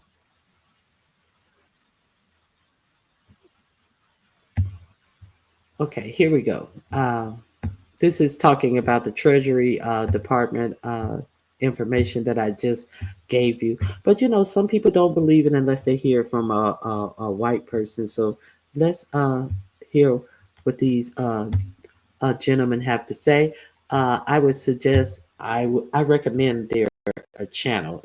I'm not suggesting you subscribe to anybody, but I do recommend this channel. to get alternative news out plainly, spoken real plainly. You will not hear this talked about in such frankness as you would on our for-profit media. Previously serving as the acting Treasury Secretary is now out after a clash with Elon Musk and his allies because they wanted access to sensitive payment systems that distribute about $6 trillion in U.S. government payments. So this is basically all of the money that flows out of our government into the hands of the folks where it gets distributed, whether it's different programs and whatnot. First of all, can I have your reaction to what looks on its face like pretty startling news in that the guy who is managing these systems is out and Doge and Elon Musk's whole organization is now in after trying to get access to the system for a long time now? I mean, it's shocking. I mean, I don't shock easily, and even I am shocked by this at a couple of levels. The first is, this guy who has now retired and resigned, he was the acting Treasury Secretary just a few days ago. I mean, this is a guy who knows how to make sure the Treasury Department runs. And the Treasury Department is one of the most important agencies and departments in the world. It not only oversees the payment process, but it oversees literally, a lot of how the U.S. economy winds up working. And so just the fact that a guy with that much experience, who's that senior, who has been around the Treasury Department all these years, for him to suddenly resign tells you something really bad is happening, number one. But number two, there are only a couple of reasons why someone from Doge would want access to the U.S. payment system. One is that they're trying to cut off the flow of funds to certain programs. Now, that is important because remember, the Trump White House, through OMB and then through a tweet from the press secretary, has tried a series of ways to suggest that that Donald Trump can control whether or not funds are distributed or not distributed to various federal. But he cannot control any motherfucking funds because these funds have already been allocated. So for him, they can try to argue in Congress whether or not to approve the funds or how much funds are going to be approved, but they have to have the votes to then not approve funds or to approve X amount of dollars. So there is no, well, Congress has already allotted these funds, so I'm just going to go back and I'm just going to tell them no, and I'm not going to distribute. No, that's not how our government works. So he is very, thank you for reminding me, Z Sarah, that I talked about BRICS last week, and South Africa is one of the nations who is in BRICS. So they have their power in the number of nations that are within BRICS. And now Z Sarah says that if you watch those United Nation meetings that they had, and when African nations just stormed out when Netanyahu came to speak, and they were so against what is going on. So Z Sarah is reminding me, I didn't even reminded me. Z Sarah is telling me that don't forget South Africans were the first to launch a legal case against the Israeli government for the Gaza invasion. Thank you for telling me that. But now all of a sudden, this man who thinks that Gaza is great real estate is up in arms about South Africa. He don't have the power, but yet he's still doing it. Yes, and that's why what the fuck is going on here? What the fuck is really going on here? I mean, this is mind-blowing. This shit is crazy. And what's going on here? I'm gonna drop this link. Let me drop the link. This is this link. You guys can peruse it. Let me see if there's anything else. Programs or through grants or through loans. And that is a power explicitly reserved in the U.S. Constitution for Congress. So having been frustrated with their effort to block this through OMB, one wonders if they're now trying to find another way to block it through the actual mechanism of funds moving out the door. Of course, the only other possibility is that why you would want to control the payment process is not to stop funds from going out, but you would want to direct where the funds go out. Right. And, you can only imagine what kind of trouble could be done there. I mean, I want to dig into that part a little bit of it, because we already know that the Trump administration is especially interested in blocking payments to recipients that they don't want to fund anymore. They've already tried to do it to programs like Medicaid, to Meals on Wheels, a lot of these programs that the poor, who the Elon Musks of the world and the Donald Trumps of the world don't care about, rely on to survive. But But no, they didn't mean to do that. No, these weren't the intentions to stop funding to autistic children, to Title I program, to Section 8. No. This is what we were trying to do. But remember that memo, it said all federal funding. And then when they started getting the flag, it was the reporters who had made the mistake and made the confusion. So they said, fuck it. We're not going that way. We just gonna get the motherfucking signature card to the federal government, and we gonna write our checks to who we want our checks to go to. Don't forget that memo said that they had a person by person go around for the government to decide on person by person who they would grant federal money to. So do you think that while these people, if they had not made a fuss, let's be clear, the Medi-Cal portals had totally gone offline. Let's be clear. Do you think that he was not going to finance, the federal government wasn't going to finance a millionaire, a billionaire's project? Do you think that that would have gotten through on that basis, case by case basis? Do you think that these projects wouldn't have gotten through? But now the fox has the key to the hen house. If you have other recipients, we'll just say, who might want funds from the federal government, but the oversight, all of the controls are other Trump lackeys, then what bulwark is there to prevent from abuse happening? All right, so you guys can finish that at your leisure. A blank check and a blank card. Imagine, imagine a billionaire, the richest man on earth, blocking Meals on Wheels as a priority. America literally has until midnight to rescind that tariff attack on Mexico and Canada. Hey, Truth and Reason, Grand Rising. No Republicans are jumping up and down about this, about his involvement. No, they have you nothing has not said a word.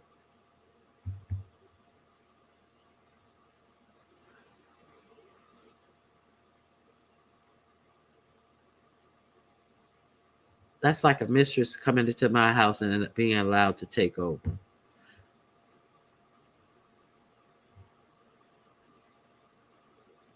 They go all going crazy right in front of our faces.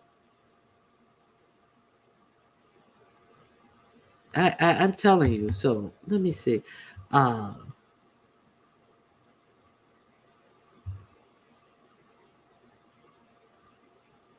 Okay. Here's the story about Canada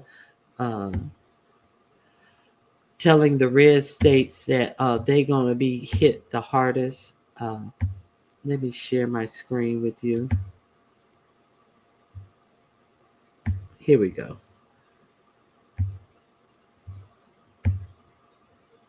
I think it's right here. These costs, so instead they pass those costs on to the consumer. That's us. We are the consumer. That means that a tariff on Mexico or Canada or China is in actuality a tax on Americans. Here's an example of what I mean. According to the New York Times, the executive chairwoman of the Canadian auto parts maker, Linamar, said that the 25% tariffs President Trump intends to impose tomorrow on exports from Canada and Mexico could shut down North American auto production within a week. Quote, nobody can observe. Be this way. As President John F. Kennedy said many years ago, they will raise costs for you, including food at the grocery. Here we go. And as far as our neighbor to the north is concerned, Canada's Justin Trudeau took to Twitter writing, the United States has confirmed that it intends to impose 25% tariffs on most Canadian goods with 10% tariffs on energy. I've met with premiers and our cabinet today, and I'll be speaking with the President Sheinbaum of Mexico shortly. He then had this to say publicly. Beyond that, it will have real consequences for you, the American people. As I have consistently said, tariffs against Canada will put your jobs at risk, potentially shutting down American auto assembly plants and other manufacturing facilities. They will raise costs for you, including food at the grocery stores and gas at the pump. They will impede your access to an affordable supply of vital goods crucial for U.S. security, such as nickel, potash, uranium, steel, and aluminum. They will violate the free trade agreement that the President and I, along with our Mexican partner, negotiated and signed a few years ago. But it doesn't have to be this way. As President John F. Kennedy said many years ago, geography has made us neighbors, history has made us friends, economics has made us partners, and necessity has made us allies. And of course, the reality is that our own government would be well served to listen, because at the end of the day, it is Americans who will be impacted, and red states specifically. I repeat this point in every video, and I'll continue to repeat it now. Tariffs are a tax on Americans. When we impose tariffs on a foreign country, it is the importing American company that pays. And they're not going to just absorb those increased costs, so instead they pass those costs on to the consumer. That's us. We are the consumer. That means that a tariff on Mexico or Canada or China is in actuality a tax on Americans. This is the latest scam in 2025 that can drain your entire bank account. Yeah, the tariffs. He ain't kidding. He's not talking. This is a commercial. Let me get past this commercial. The tariff is a great scam of 2025. Hold on. Okay. The executive chairwoman of the Canadian auto parts maker, Linamar, said that the 25% tariffs President Trump intends to impose tomorrow on exports from Canada and Mexico could shut down North American auto production within a week. Quote, nobody can absorb this kind of cost, not the automakers, not the suppliers, not consumers. Demand will collapse and vehicle production will grind to a halt, putting millions of workers out of work, the vast majority of which are in the United States. And of course, that's just the tip of the iceberg. Look at the top U.S. imports from Canada: crude oil, vehicles, machinery, plastics, wood, iron, steel. We also import breads, meats, gold. That means gas prices, energy prices, food prices, car prices, and jewelry prices are all going to rise. From Mexico, we import vehicles, parts, computers, crude oil, fruits, vegetables. That means gas prices, energy prices, computers, electronics, and food prices are going to rise. From China, we import phones, laptops, tablets, toys, games, clothing, shoes, furniture, bedding, batteries. That means prices on nearly every good we buy, from gas to energy to construction to clothing to food to jewelry to cars, is going to go up. Not because it's some necessary evil, it's not, but rather because Trump wants to try and prove his dominance. And because he's threatened it, now he won't back down, because he doesn't want to be viewed as capitulating. This is what you get when you elect a guy whose entire life is him compensating for a fragile ego. In fact, take a look at this. The White House lowered the tariffs on energy to minimize the rise in costs from 25% to 10%. That's on Canadian energy. That is a tacit admission that they understand. Because the Canadian industry fuels a lot of Midwest states, but they said, does this include energy too? Oh no, it's going to be 10%. No, you said 25%. Okay, let's continue. Tariffs raise prices. Otherwise, why lower the tariff? And if you are going to lower the tariff to minimize the rise in costs for Americans, then why impose them at all if you understand that tariffs mean higher costs for us?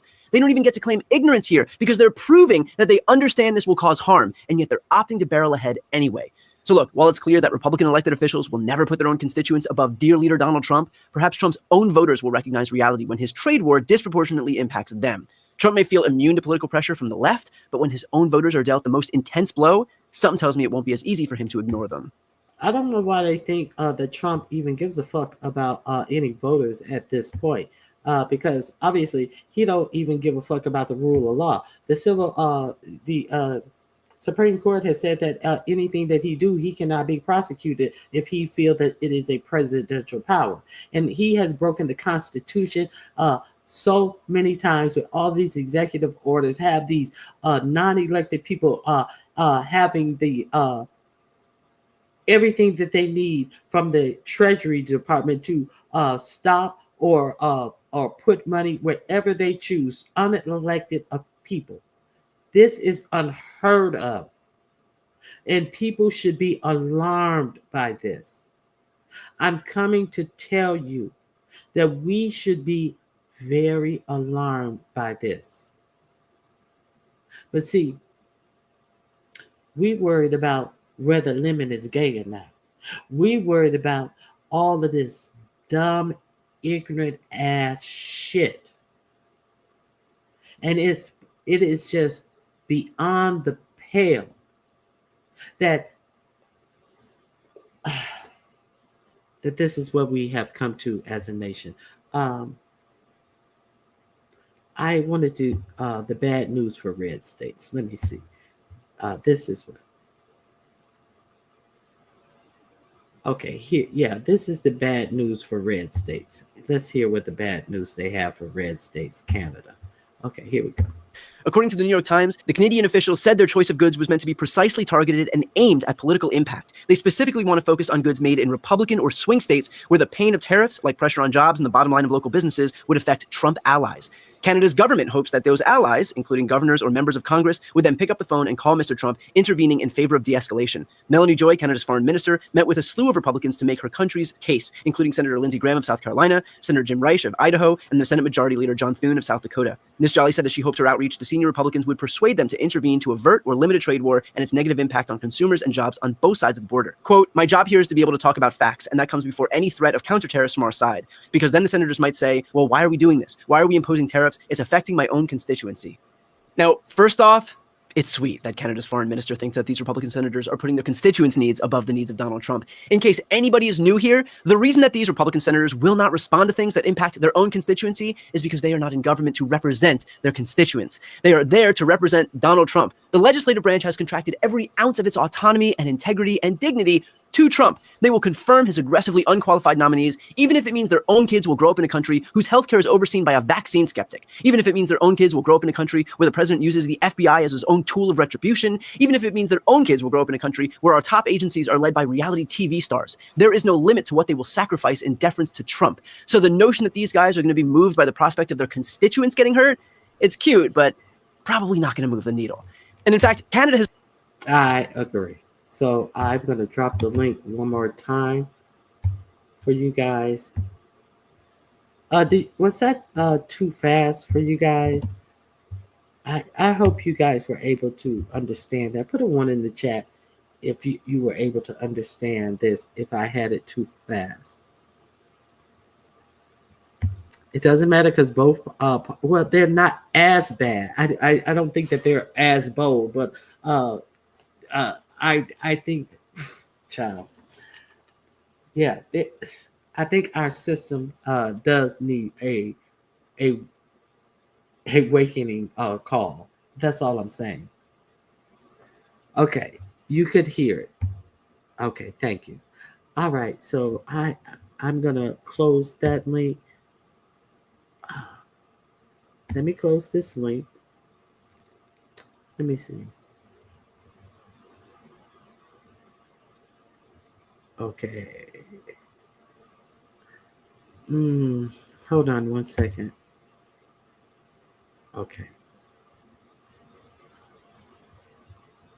Hold on 1 second. So let me share this with you. This and it's about the tariffs.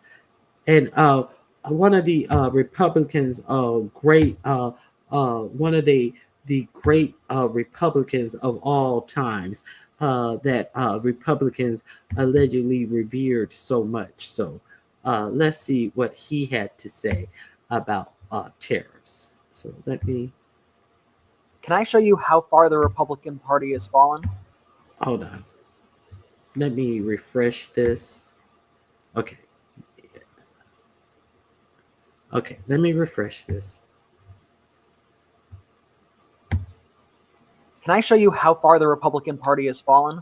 This is a clip of Ronald Reagan in 1988 speaking about the demagogues who try to start trade wars with our allies while wrapping themselves in the American flag. Sound familiar? Watch this. Our peaceful trading partners are not our enemies. They are our allies.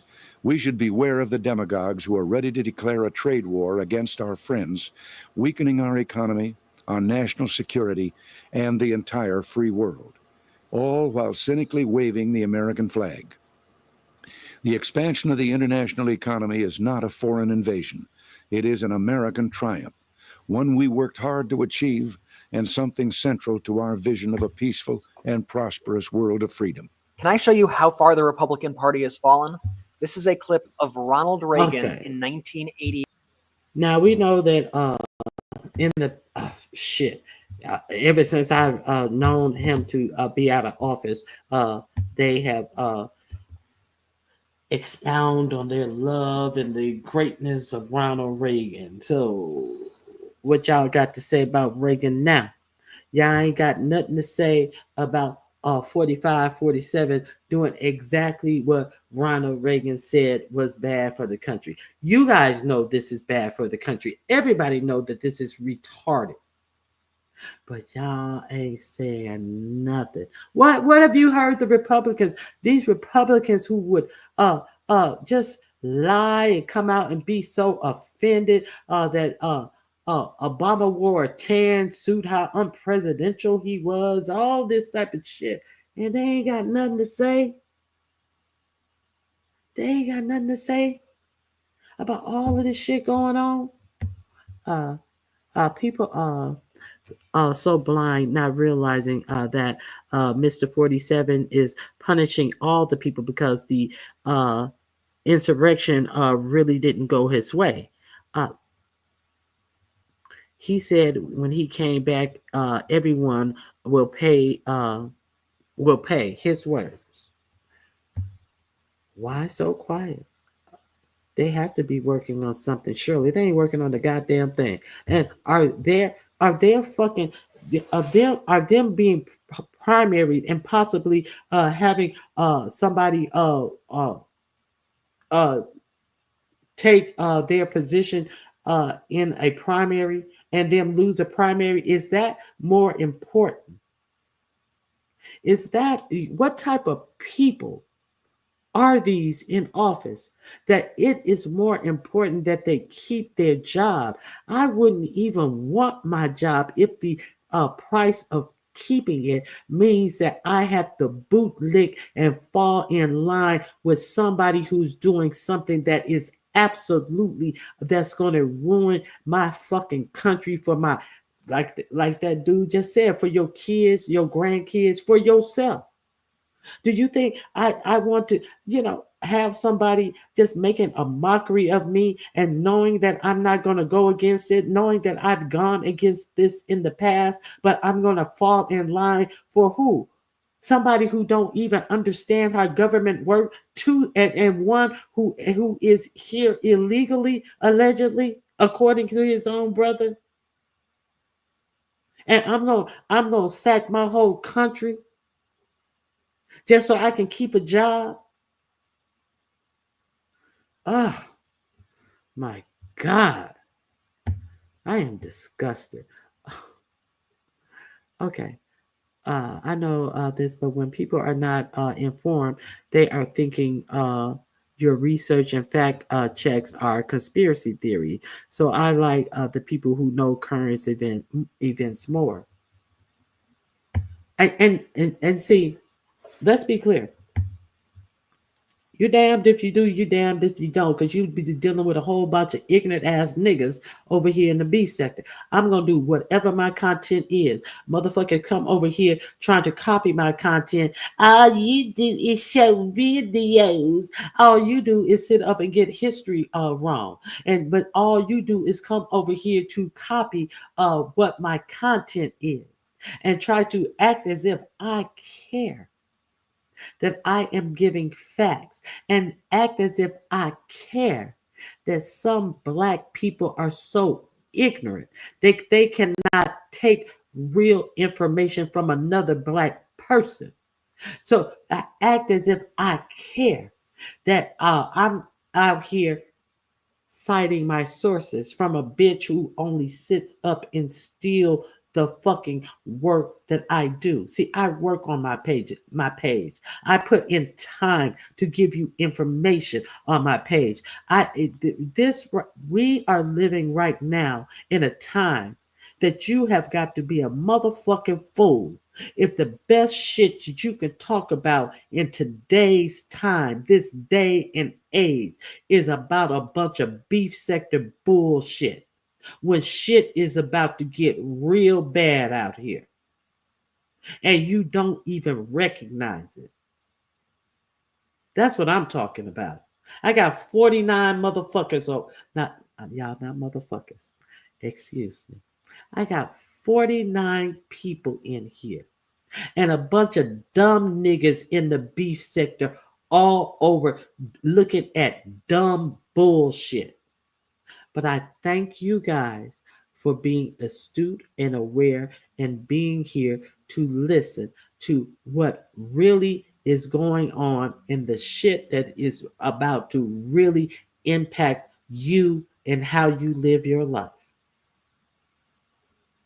They get it on the flip side. If they get it how they live. Fuck it. Get it how you live. I appreciate you all. Okay.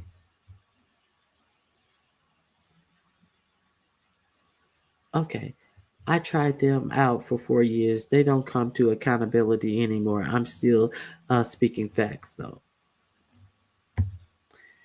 Hey Granny Love, thank you for being here. Shit about to get real fucked up for real, but we can't save them all. They don't want to be saved.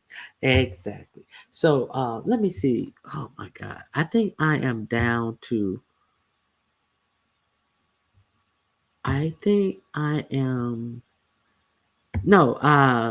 it's just and no if somebody come on the replay, okay. I appreciate everybody who comes on the replay, but I'm not on that bullshit tip. I am just not on that bullshit tip. I ain't got it to give. Let me see.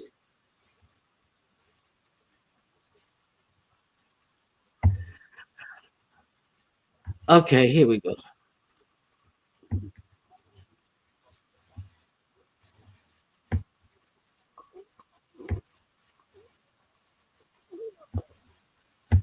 Let's talk about this last name.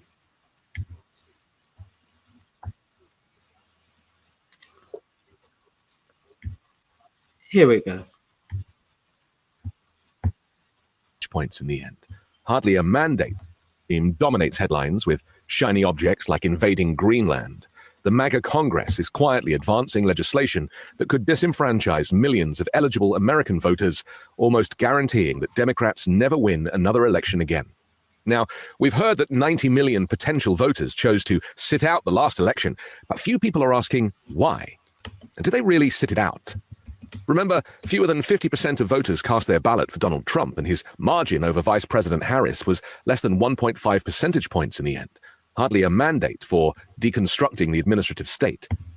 The Republicans' Safeguard American Voter Eligibility, or SAVE Act, expected to be taken up in the House next week, would impose new national voter registration requirements, forcing citizens to present a passport or birth certificate every time they register or update their registration after moving.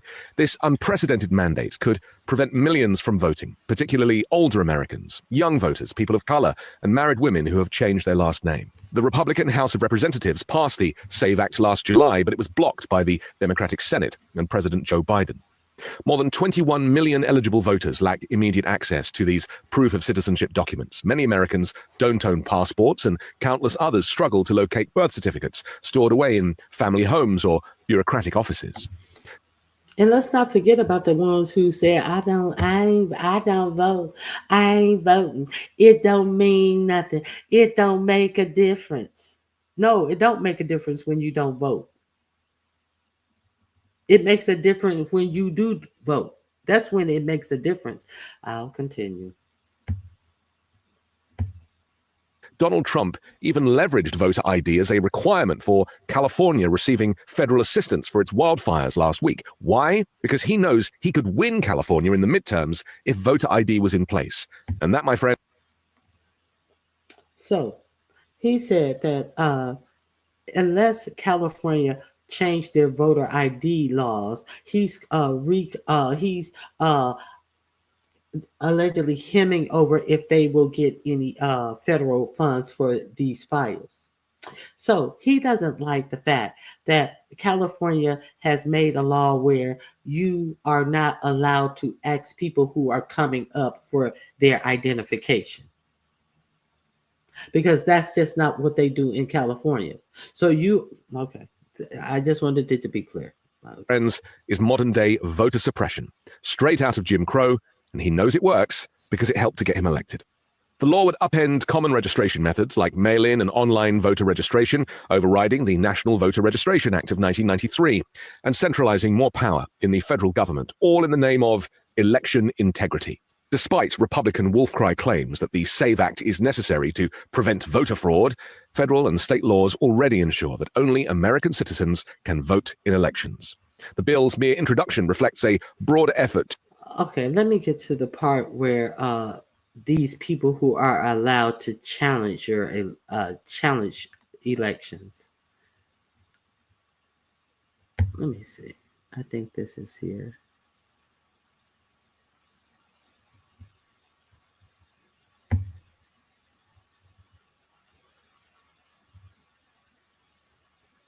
Okay, well, we want to hear what Brian Kemp did in Georgia. We do. We do. The challenges exceeded 200,000 voters. Press the Vote has expanded its reach. From Georgia and Governor Brian Kemp, who made significant changes to Georgia's election laws ahead of the 2024 presidential contest in the battleground state, including defining probable causes for removing voters from the rolls when their eligibility is challenged. And now, anybody can bring up a challenge. Look at how many votes that were lost because they were challenged, and they said we'll give you a provisionary ballot and all of this shit. And when you're actually, and then they look at how many votes that they throw out due to these challenges. And these are supposed to be to secure the vote, but it's actually to disenfranchise voters. Let's be clear. Let's see what race have to do with these challenges, and how this works out in Georgia about race and who's likely voting Democrat and who's likely to be challenged about their vote and their vote thrown out. And turns out anybody can challenge a voter's eligibility. The NAACP of Georgia estimates that by election day, the challenges exceeded 200,000 voters in Georgia alone. Now, Republican activists, fueled by debunked theories of a stolen election, claimed they are rooting out duplicate records and removing voters who have died or moved out of state. This bill that Kemp signed into law, SB 189, lists death, evidence of voting or registering in another jurisdiction, a tax exemption indicating a primary residence elsewhere, or a non-residential address as probable causes for removing voters from the rolls. Most controversially, it says the National Change of Address list can be considered, though not exclusively. Fair Fight Action, a voting rights group founded by former Democratic Georgia gubernatorial candidate Stacey Abrams, slammed the signing of SB 189, calling the measure a voter suppression bill that emboldens right-wing activists in their efforts to kick black and brown voters off the rolls. By signing SB 189 to become law, Brian Kemp delivered a gift to MAGA election deniers, the group said in a statement. Brian Kemp also signed SB 202, which slashed the number of drop boxes by 75%, but only in black majority counties, and locks them away at night. These moves slashed mail-in and drop box balloting used by the majority of Democrats in 2020 by nearly 90% in the 2024 race. In 2024, legislatures across the country once again pushed a significant number of laws to change the rules governing voting to disenfranchise likely Democratic voters. In fact, states enacted more restrictive voting laws in 2024 than in almost any year in the last decade. 2024 saw attacks on mail-in voting, which is normal in most civilized democracies around the world, but hated by Republicans as it makes voting easier. Additionally, there were numerous bills that would require documentary proof of citizenship to vote, often a birth certificate, a passport, or naturalization papers. Between January 1st and December 31st last year, at least 10 states enacted 19 restrictive voting laws, including one in North Carolina just after the election.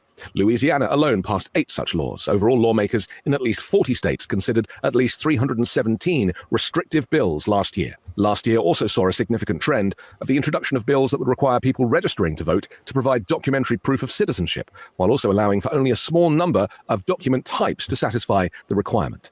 This effort seems to be motivated by false conspiracy theories about significant numbers of non-citizens voting in US elections. But why let the facts get in the way of some good old-fashioned prejudice? At least 25 bills in 12 states sought a broader messaging effort to stoke fear and false claims about non-citizen voting, allowing governors and election officials to purge names from voter rolls under the guise of election security. Amongst the new laws, Republican states are restricting assistance for voters who need help filling out or returning an absentee ballot, making it a crime for a person to witness more than one absentee ballot certificate of a voter who is not an immediate family member, and creating more opportunities for absentee ballots to be rejected due to missing information on the ballot certificates or even bad handwriting. And don't forget, it's now a crime in some states to offer water or food to people waiting in line to vote in the hope that they'll be too dehydrated to stay in line. That is voter suppression. Okay, so just wanted to give you that little tidbit of even trying to throw out the ballots when you vote. Look what they did to people who are even working in different precincts, and it's just it's a lot going on. So now I want to share something interesting with you that I ran across. So I want to know what you guys think about this. This is in Miami, Florida. This will be our entertainment of it all. Miami mobile home park evicted. Thousands of people homeless. The Florida land grab. Are you next? So I'm using this as a part of fair use. Now this mobile home park, they have taken over the whole park. The maximum they gave the residents was $14,000. They painted it blue. Was $14,000, and they gave them a date that they had to be out. Now, if they weren't out by this date, they are only paying $3,000, and this is for them to move.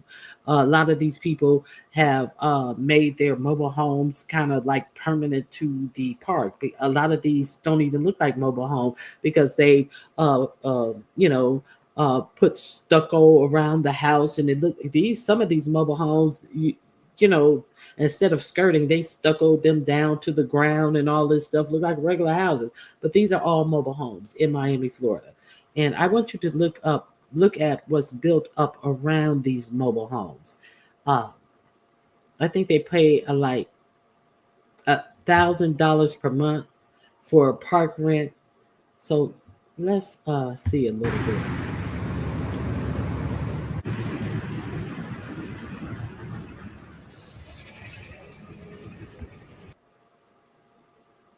Until yesterday to leave. They had just until yesterday to leave. If they stayed beyond that. Oh my God.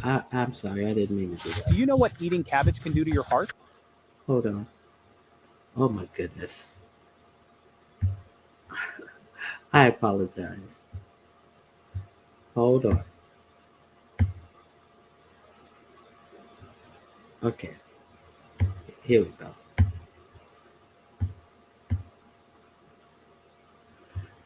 Here we go.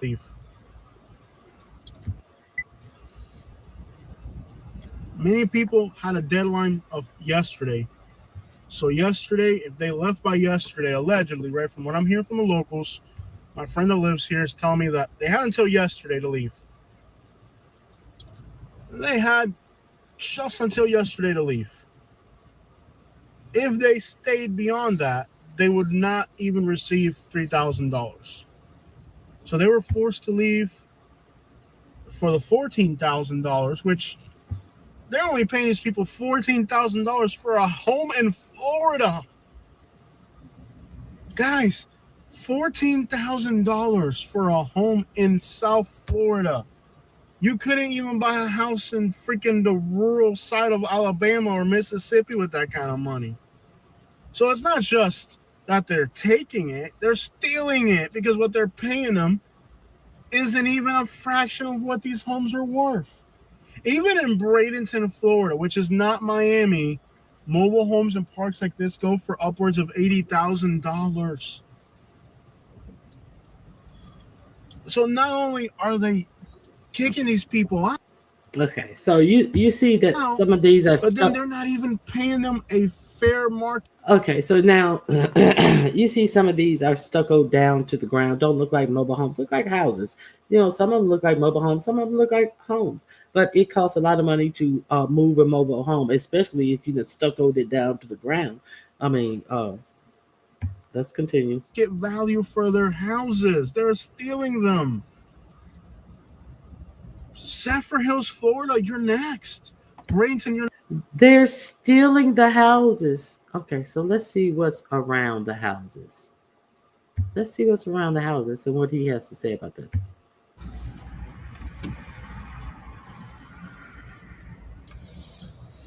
sad. But most people don't care about injustices when it's not happening to them. They don't care about injustices when it's not happening to them. So what could be the real intention of getting rid of these mobile homes? Well, the answer is not far away. It's looming. We know what the motive is by forcing people out of their houses. And looming in the background is the reason why this is happening. Take a look, guys. Look no further than this. Look no further than this. You see what the real intentions are here, guys? Look no further than what you have here. You know, I feel like there's a lot of people that are getting a huge payoff for this. There's no way they're pulling this off without corrupting somebody. You're not going to convince me that somebody isn't getting paid off to do this. But regardless, this is the reality of living in a mobile home in Florida. That's what they want to do right there. Luxury apartments. Now, you figure this mobile home right here pays $1,000 for rent, right? For this piece of land, right? Okay, so I'll drop this link for you guys so you guys can, if you choose to finish this little video. But this is a large, hey DC Kool-Aid, this is a large Cuban community. There's the link for that video. You can watch it. It's about a 20-minute video. So you know what I say about that? You know what? You really want to know what I have to say about this video that I came upon? I came upon this video, and then, you know, I did this simple thing of actually trying to get some information.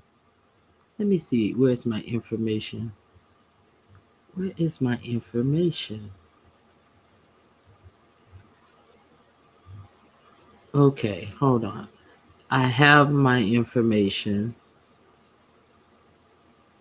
Do I have my information?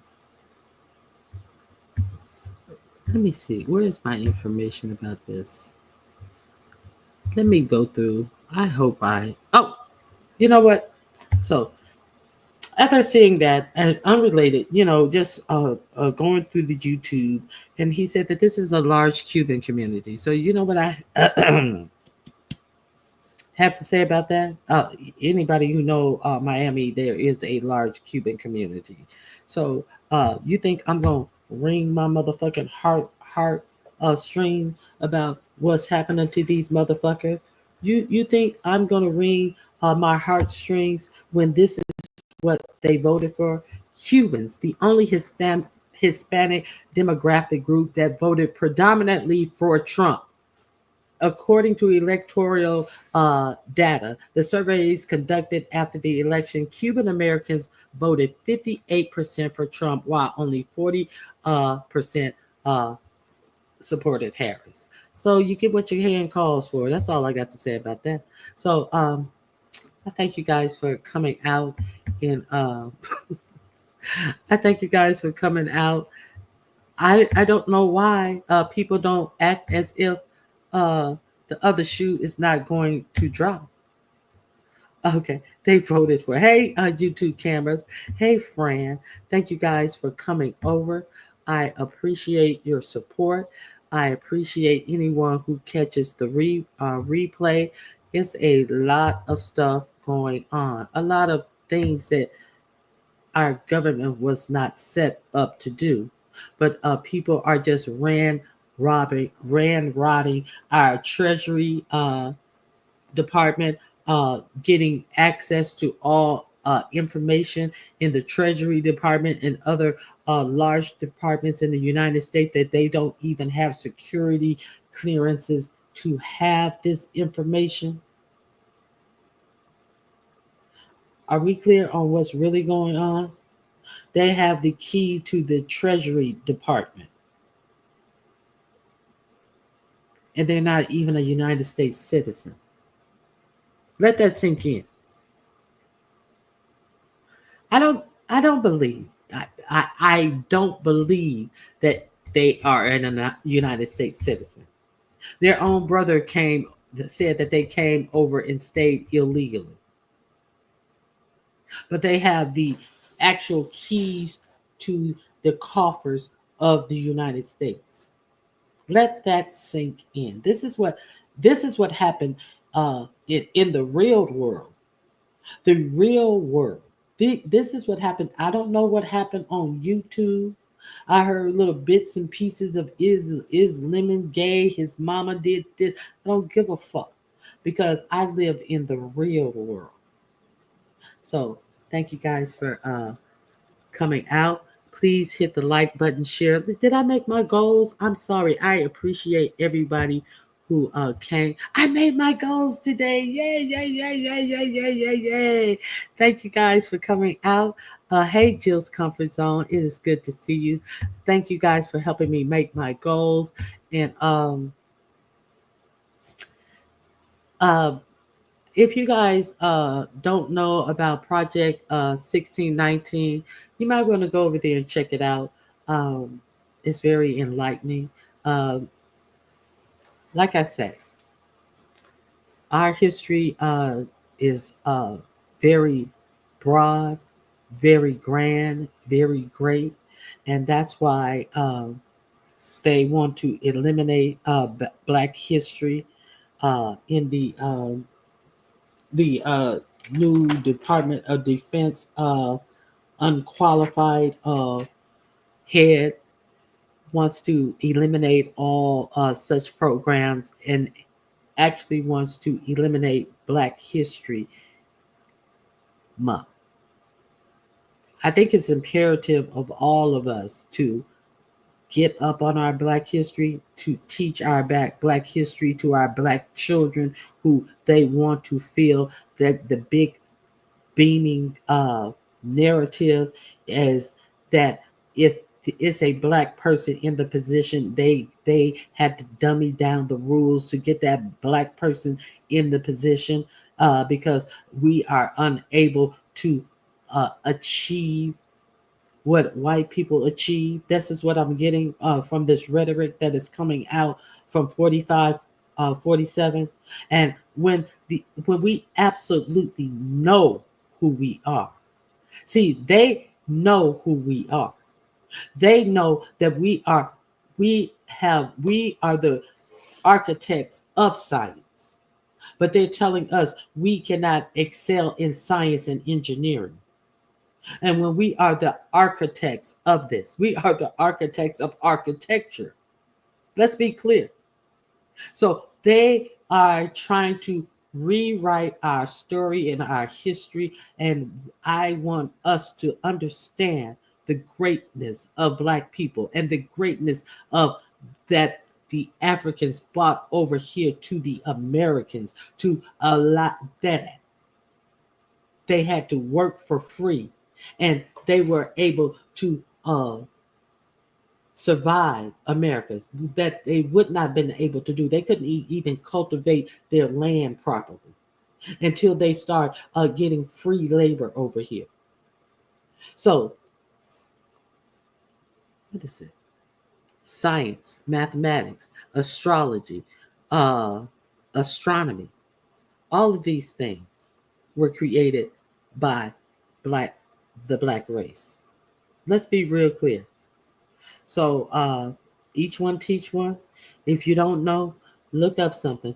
We're gonna highlight Black history here every day this month. We're gonna highlight Black excellence here every day. If you weren't here when I started the show, I had talked about Loyd Austin on Friday, but that was January 31st. So I uh, reaffirmed who Loyd Austin was. So please go to the start of the video and learn what greatness is. And while uh, this administration is talking about meritocracy,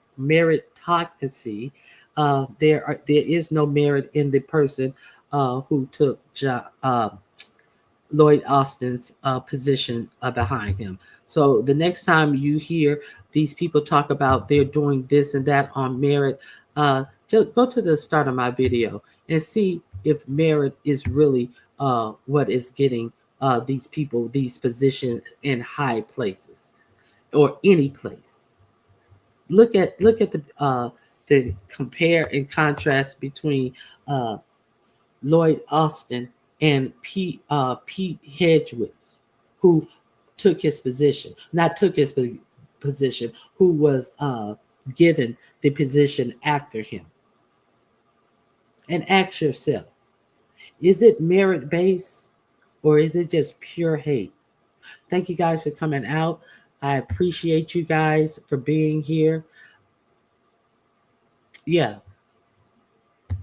And please hit the like button if you want to support the channel, $ Ronnie Q. And that's all I have for you guys today. I hope you enjoyed the show. Excuse my fumbling for my media stuff, but I just wanted to make sure I got everything. Let me make sure I got everything.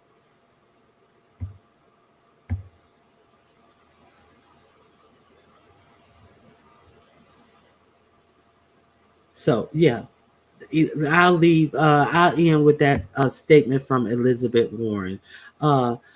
No one elected Elon Musk, as Donald Trump allows Musk to access people's personal information, and shut down government funding. Republicans in Washington will also own the consequences. Well, we're going to own the consequences as well, unfortunately. Miss Magnificent, thank you for being here. Excuse me. I hope you guys have a great remainder of the day. So, what is today? Today is the 3rd. Let me see.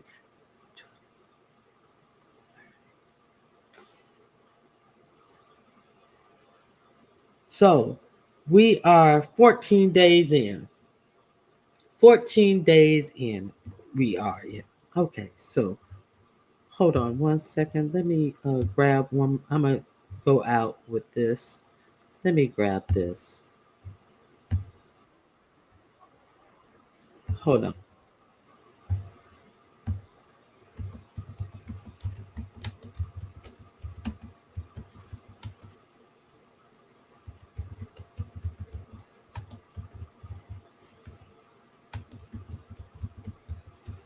Okay. I thank you guys for being here. And I'm going to end my program with this right here. All right. Stack your chairs. Stack your chairs on your way out. Stack your chairs on your way out. No music on our way out. You know, we're in day 14. There was a 180-day playbook. So, where do you think we're going to be by the 180 day? There was a 180-day playbook of what this administration was going to do, authored by Project 2025, what they were going to do to this country in the first 180 days. So seems like they're on track. So I'll leave you guys with this. We're not having no music. We just having some. I'm like Deanna. We got questions. All right. That's it. Have a great day. 2025. Are you aware of this fourth pillar playbook? Well, to be Yes or no? to be clear, I'm here in my official capacity. Yes or no? So I don't want to have any confusion I'm on reclaiming that. my time. You are under oath, and I don't want you to filibuster. Yes or no? Are you aware of this fourth pillar playbook? Again, just so I can be clear, that writing that I did was in my personal capacity after getting the. Reclaiming my time, I didn't ask you that. Are you aware of the fourth pillar playbook, and can you detail, as you are under oath, what exactly it calls for?